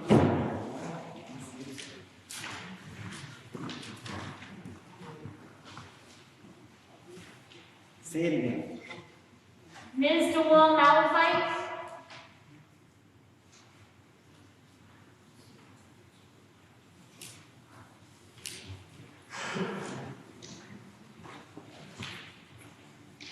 Ms. DeWall Malafite? Is she on camera? Is she nodding her head? She's saying yes. I guess her microphone's on. Okay, so Mr. President, can you just stand there and... I can see her mark. Mr. Giuliano? Yes. Ms. Van Zandt? Yes. Mrs. Stahl? Yes. Mr. D'Agostino? Yes. Motion carries. The policy will move item 1 through 3, striking those interim from the above reference. She's going to extend it. Any discussion on policy? Roll call, please. Oh, no, we need a motion in a second. I'm sorry, looking for a motion. Thank you, looking for a second. Thank you. Any discussion on policy? All right, roll call, please. Ms. Van Zandt? Yes. Mrs. Stahl? Yes. Mrs. Craig? Yes. Ms. DeWall Malafite? Actually, nodded. Yes. Mr. Giuliano? Yes. Ms. Whitty? Mrs. Whitty? Yes. Mr. D'Agostino? Yes. Motion carries. The finance, I will move items 1 through 8. Looking for a motion on finance, please. You looking for a second? Looking for a second, please? Second. Thank you, Mr. Giuliano. And any discussion on finance? Roll call, please. Mrs. Stahl? Yes. Mr. Giuliano? Yes. Mrs. Craig? Yes. Ms. DeWall Malafite? Okay. Ms. Van Zandt? Yes. Mrs. Whitty? Yes. Mr. D'Agostino? Yes. Motion carries. Under special services, I'd like to move item number 1. Looking for a motion, please. Thank you, Mrs. Van Zandt, looking for a second. I'll second. Thank you, Mrs. Craig. Any discussion on special services? Roll call, please. Ms. Van Zandt? Yes. Mrs. Craig? Yes. Ms. DeWall Malafite? Mr. Giuliano? Yes. Mrs. Stahl? Yes. Mrs. Whitty? Yes. Mr. D'Agostino? Yes. Motion carries. As you refer to the addendum under personnel, I'd like to move items 1 through 7. Looking for a motion, please. I'll make the motion. Thank you, looking for a second. I'll second. Thank you. Any discussion? All right, roll call please. Mrs. Whitty? Yes. Mrs. Craig? Yes. Mr. Wall-Malafite? Mr. Juliano? Yes. Ms. Van Zandt? Yes. Mrs. Stoll? Yes. And Mr. D'Agostino? Yes. Motion carried. Then it's coming to the addendum under policy, I think, items 1 through 3. Looking for a motion, please. Thank you, Mrs. Van Zandt. Looking for a second. I'll second. Thank you, Mrs. Stoll. Any discussion? Roll call Ms. Van Zandt? Yes. Mrs. Stoll? Yes. Mrs. Craig? Yes. Mr. Wall-Malafite? Mr. Juliano? Yes. Mrs. Whitty? Yes. Mr. D'Agostino? please. Yes. Motion carries. And referring to the addendum under finance, I'd like to move item number 1. Looking for a motion, please. Make a motion. Thank you, Mrs. Craig. Looking for a second. I'll second. Thank you, Mrs. Whitty. Any discussion on finance on the addendum? All right, roll call please. Mrs. Craig? Yes. Mrs. Whitty? Yes. Mr. Wall-Malafite? Mr. Juliano? Yes. Ms. Van Zandt? Yes. Mrs. Stoll? Yes. Mr. D'Agostino? Yes. Motion carries. So the March 8th that they did pass that, was unanimous. So, as I sit before you today, I'll go and do initiation on Monday. The challenge in the moment right now happens to be this one case coming out of Sussex Middle School. My understanding is the epidemiologist from the county is looking at it. I don't know what they're going to direct us to do. But what we're going to try to do moving forward is be very targeted about our approach to things like quarantining and closures. So, at the onset of this whole thing, you really didn't have a handle on COVID, you didn't know what was happening, you didn't know how bad it could be, you were closing we closed the whole district for one incident.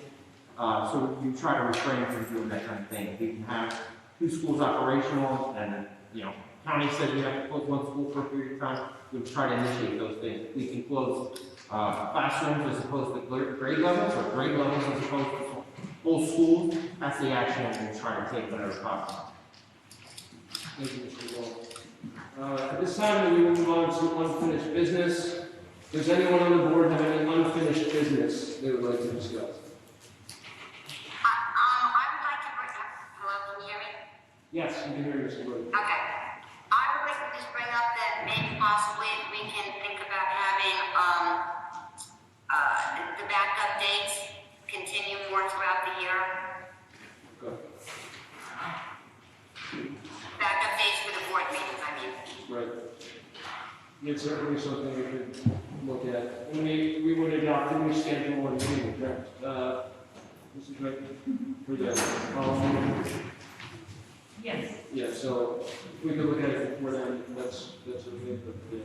Certainly, that's a great idea, that's a great. Any other unfinished business? All right, we're going to move on to new business. Does anyone on the board have new business? Well, I have two business. I just wanted to bring up, on Tuesday, I had the opportunity to participate in a learning loss committee meeting hosted by Mr. Gregory.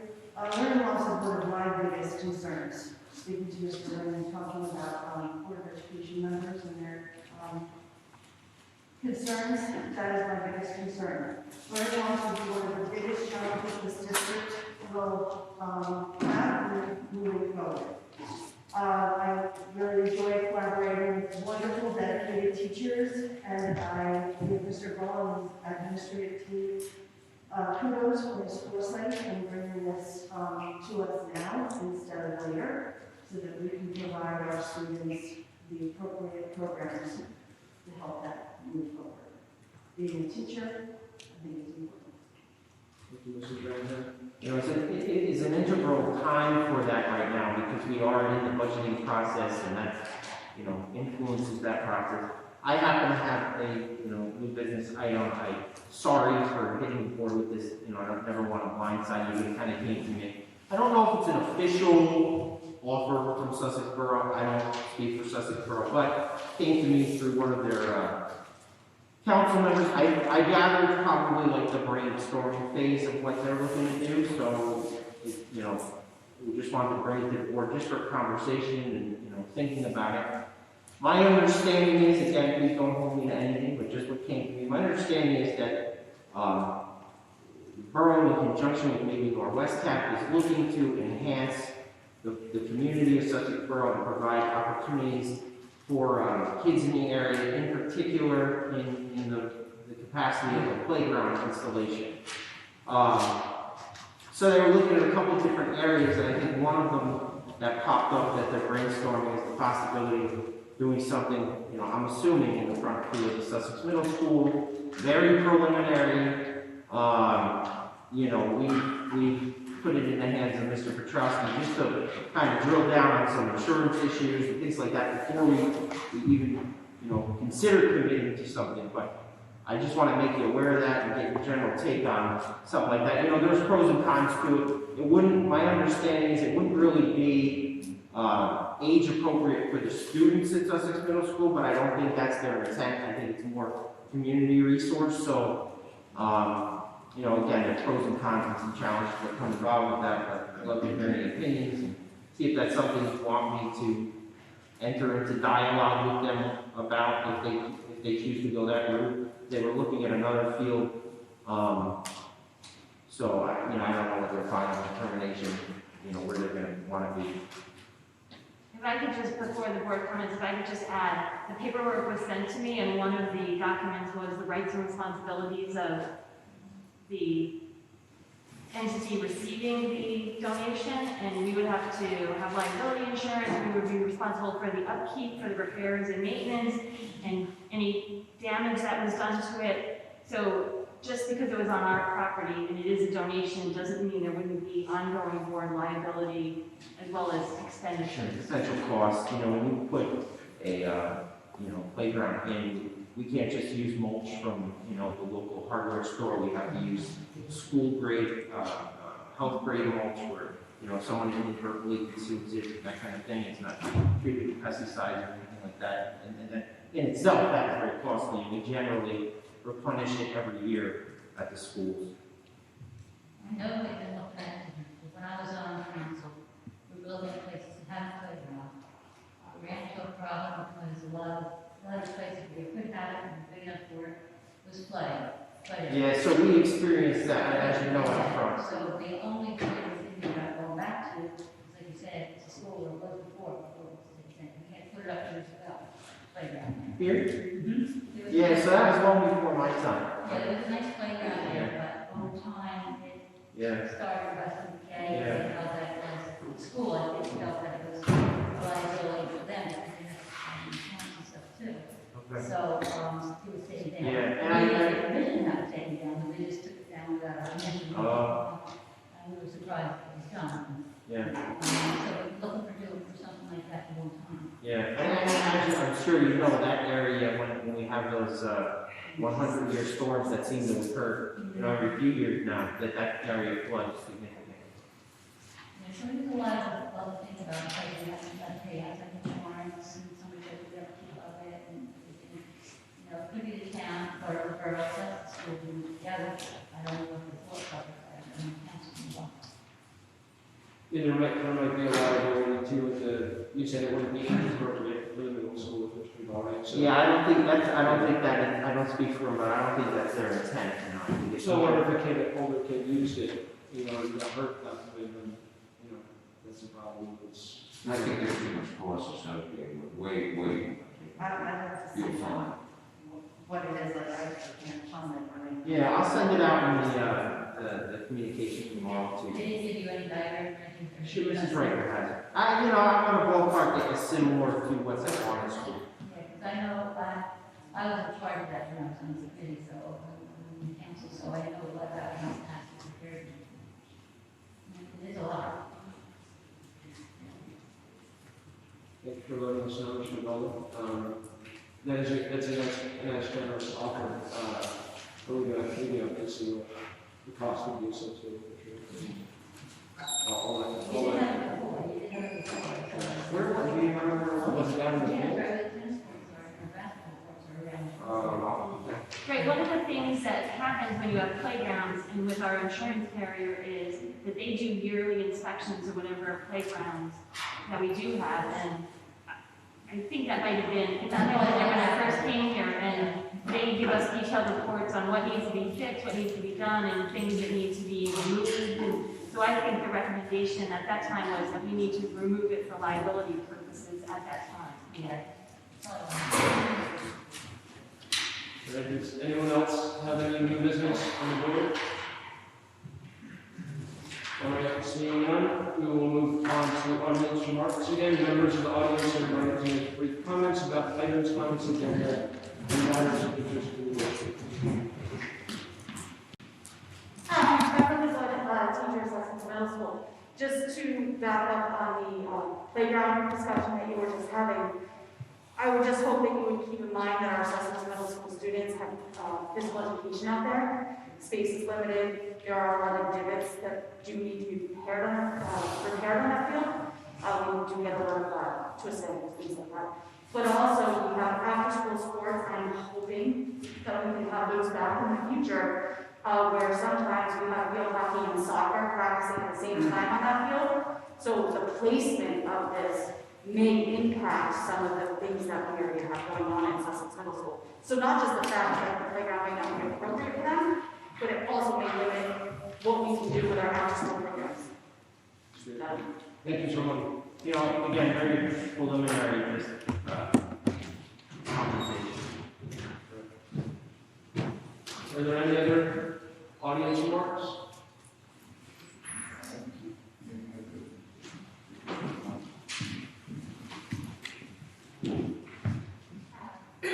Sarah Moss. I am a kindergarten teacher in the Warren School.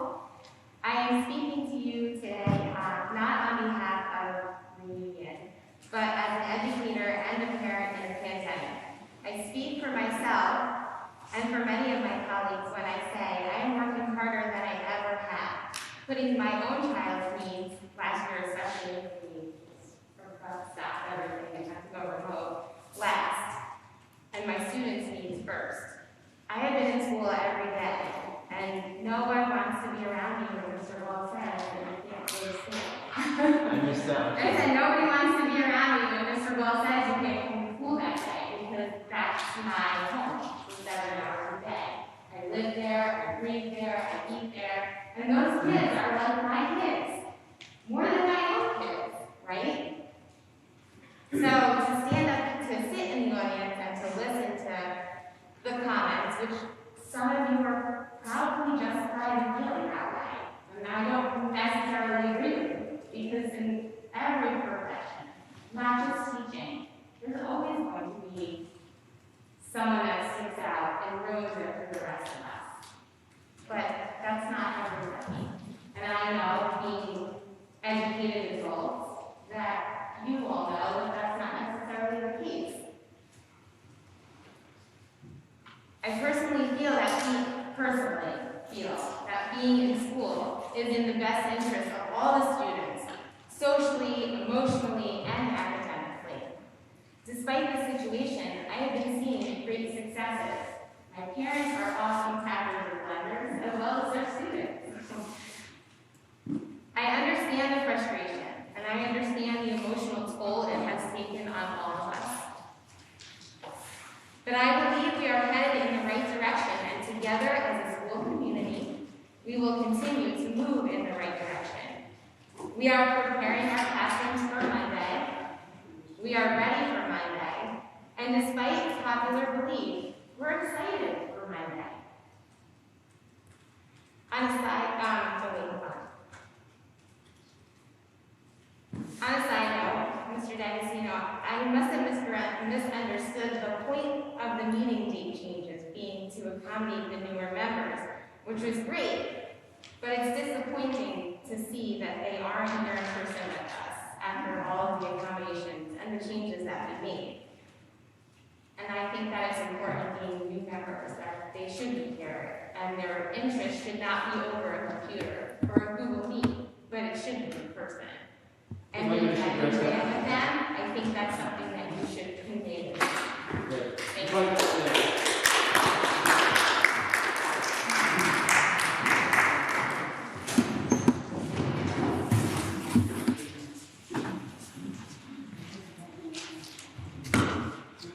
I just wanted to express that we had some teachers here tonight that thought they were getting criticized, and I think the audience as a whole, I think we all have respect for the teachers. I know I have the greatest respect for all of our teachers. They have went above and beyond. I've heard a lot of them are working much harder than they've ever worked. We just see that, me personally, although they've said they've had great successes, I've seen many more failures. I don't blame that on the teachers. I just blame it on the virtual learning. It doesn't work for most kids. I'm sure there are successes. Most successes where there are stay-at-home moms who have the time to help their children through the day. I just don't want to, I think the frustration is with the teachers' unions. The goalpost keeps moving. We see the national media every night. The teachers' union seems to move the goalpost. We don't have any transparency here with the teachers' union. We all have respect for our teachers, our board, but we know nothing about the union. Tonight I asked, one of my questions is, can we get a formal response from someone, a union representative, on what their stance is to return full-time on Monday? I understand there's a union representative here. Are we able to get a comment? Sir, can you address the question, please? Well, I'm actually addressing you, but is someone able to get a public comment from the teachers' union on where they stand? That's the confusion. That's the frustration we all have. It's great that you want us all to go back to school and the kids, but we don't know what the teachers' unions have in mind. They haven't come out and made any statements. That's our frustration. It's not with the teachers, it's not with the board. And that's all I have to say. Thank you.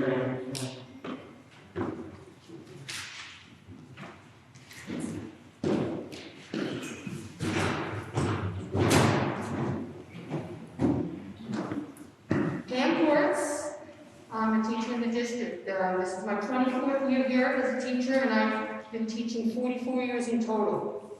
You can do the math. Never in my wildest dreams did I think that I would ever experience something like we're all going through. I'm a parent, I'm a grandparent, and I'm first and foremost right now still a teacher.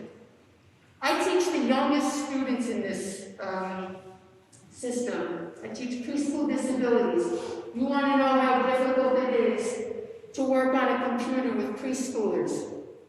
However, I do it. And I think I do it well. And I think that all of our teachers here are doing the best that we can. I would like to thank the board, and I would like to thank Mr. Ball, because you have the hardest job right now, probably harder than our jobs, because you're in a lose-lose situation. We're all in a lose-lose situation. We didn't choose this, COVID chose it.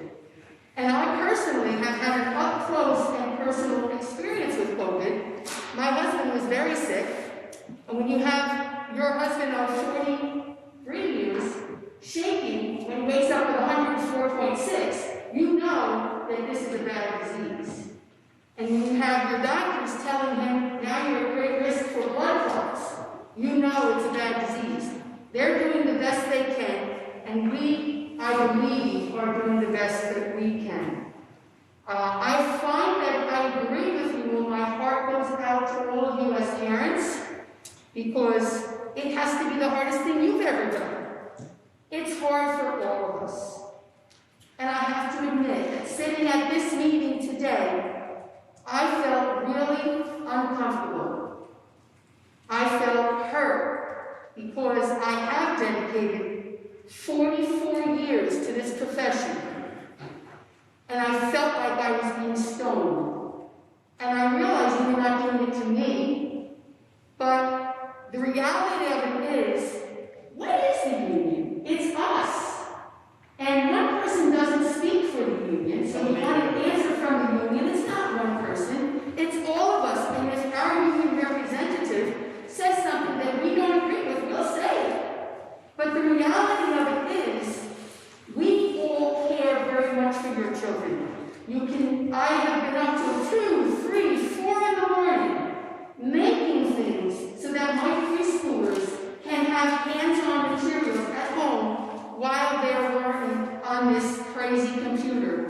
I am not doing live instruction because my students can't handle live instruction, but I am meeting with each child individually live on the computer. We all have different classes. We all have different students that have different needs. And again, I came up because I have to speak honestly, it was hurtful. And I thank you all for what you are doing to try to make what is not a good situation and into the best that we can do.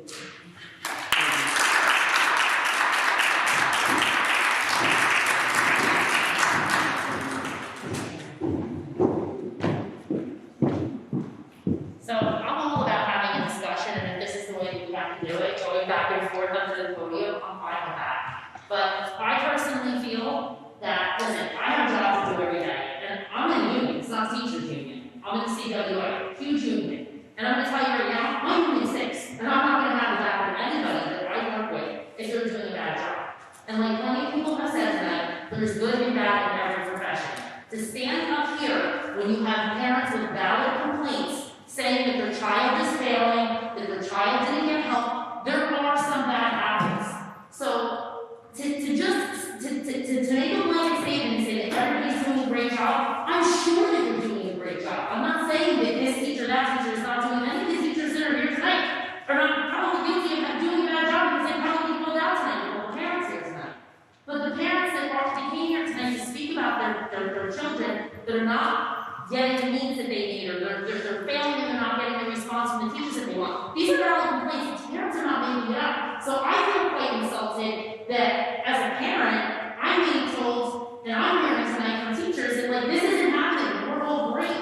You know what? You might be great. You might be great. You might be doing what you're supposed to do above and beyond. My best friend is a preschool teacher, and she's trying to do this virtually. She's in Parsippany. She's going crazy. I have friends that are teachers, but there are going to be bad eggs in every profession. We can't ignore that. We can't just sit here and say everybody is great. There are teachers that are losing their mind just like the parents. They're doing so much more work. They have their kids at home, which I don't agree with either, but it is what it is at this point. It's been going on for a year. But you can't just shut everything down and say everybody's doing a great job and this is hard. Let's take another instance. Teaching a child in, say, 2nd grade is a totally different animal for the child and for the parent than teaching a 6th, 7th, or 8th grader that has 7 different teachers. That is a complete disaster in a learning situation. More so, I'm sorry, than like a 3rd grader who has that one teacher that he can go back to. It's probably more work for that one 3rd grade teacher to handle every single subject for that kid.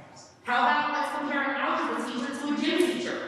I'm not trying to disparage any teacher in particular, but when my son is sitting on a couch for gym class, and then I sit there and I listen to an algebra teacher trying to teach that algebra lesson, it's apples and oranges. So some people have it a lot harder than others right now. You realize it. Just like some teachers are working a lot harder than others because there's a lot of parents that came out to speak tonight to say that their children isn't getting what they need. And if they're here and they're speaking out on a lot of bases that I never saw before, I have to believe that what they're saying is the truth. They wouldn't be here if it wasn't true. And I doubt that they're all up here telling a bunch of lies. That's all I want to say.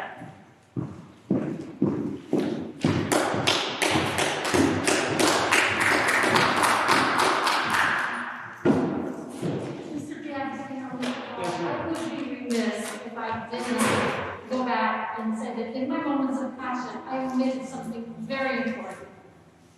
Both last year in March and this year, I have been one of the most incredibly blessed teachers because I have an incredibly blessed and diligent group of parents, both last year and this year. And the large majority of my parents, I have a kindergarten group and a second grade class.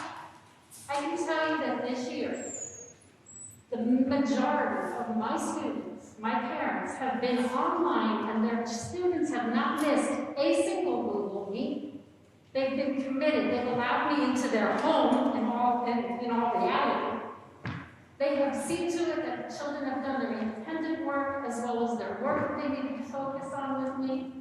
We've laughed together. We've cried together.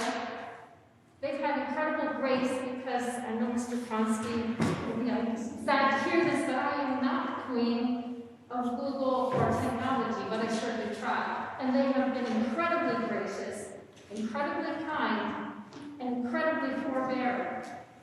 The same last spring, my parents held the wall and they helped their kids. We worked together.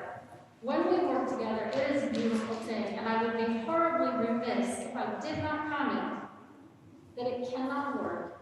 It's not working for me for any other reason that I have incredibly gifted, caring, and willing parents, and I would be remiss not to bring that to your attention. Thank you. Thank you, Mrs. Gomez.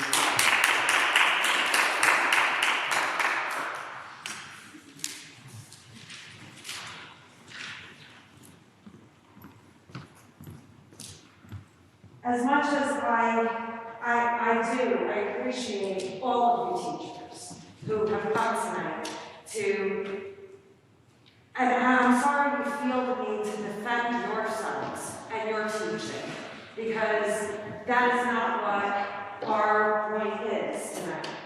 Our point is to express our struggle as parents, because of our children's struggle, whether it be, and the problem is, some of us don't have the luxury to sit by our children and be with them. I have a full-time job. I run my own business. My husband doesn't have, he's 65 years old. He hasn't been in education for how long, so this isn't something that he is apt to do, is sit by his children and be in front of a screen. It's not his forte. So, we're not teachers. So we depend upon the teachers to teach. And if all of the teachers were doing their jobs, my child wouldn't be failing. So some of the teachers are not doing their job. So I commend you that your children in your classroom are doing well. I commend you that your children are doing well in their classroom. And the problem today that I see, sitting here for the first time, I've never been to a board meeting. Mr. Ball, you know me very well. Mr. Schwartz knows me very well. If ever I had a problem, I always came to you. I always came to the teachers. I've always worked out my issues. Today is the first time I've ever found the need to come to a board meeting and voice my frustration, because I feel like it's come this far where I feel like I'm at my very end. I don't know what to do with my child. And Mr. Ball, it wasn't, when I said that before, I feel like the kids who are like in Vinny's situation, okay, who are struggling and who are at a crossroads of failing, and who are also, with their mask where he's claustrophobic and he really is at the point where I don't know if he can come back and work with the mask. I just don't feel like there's a plan for kids like him. And that's where I said, I feel like those kids are being failed by the system.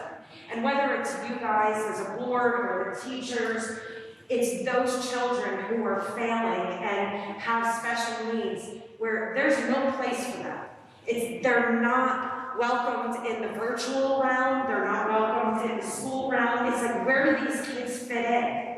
And that's where I'm saying, somebody needs to step up and say, where do these kids fit in? And where is their place in the educational system from here on in? Because they have to have a place.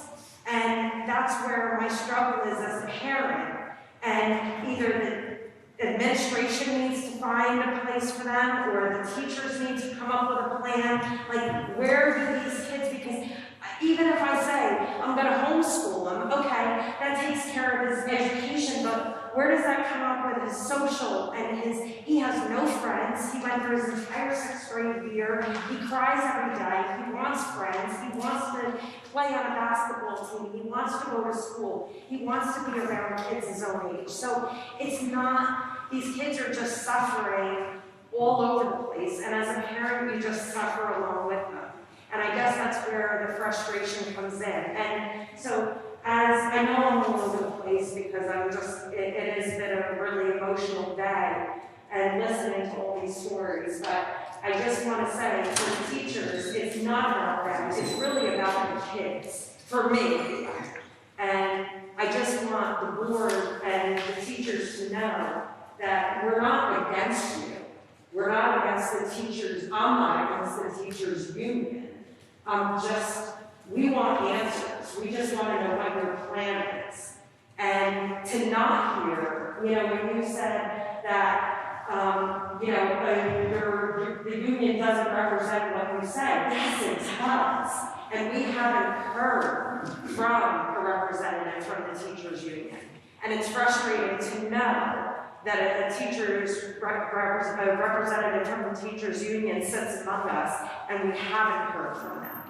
So it would, if they want us to get on board with them, we should hear from them. So it would be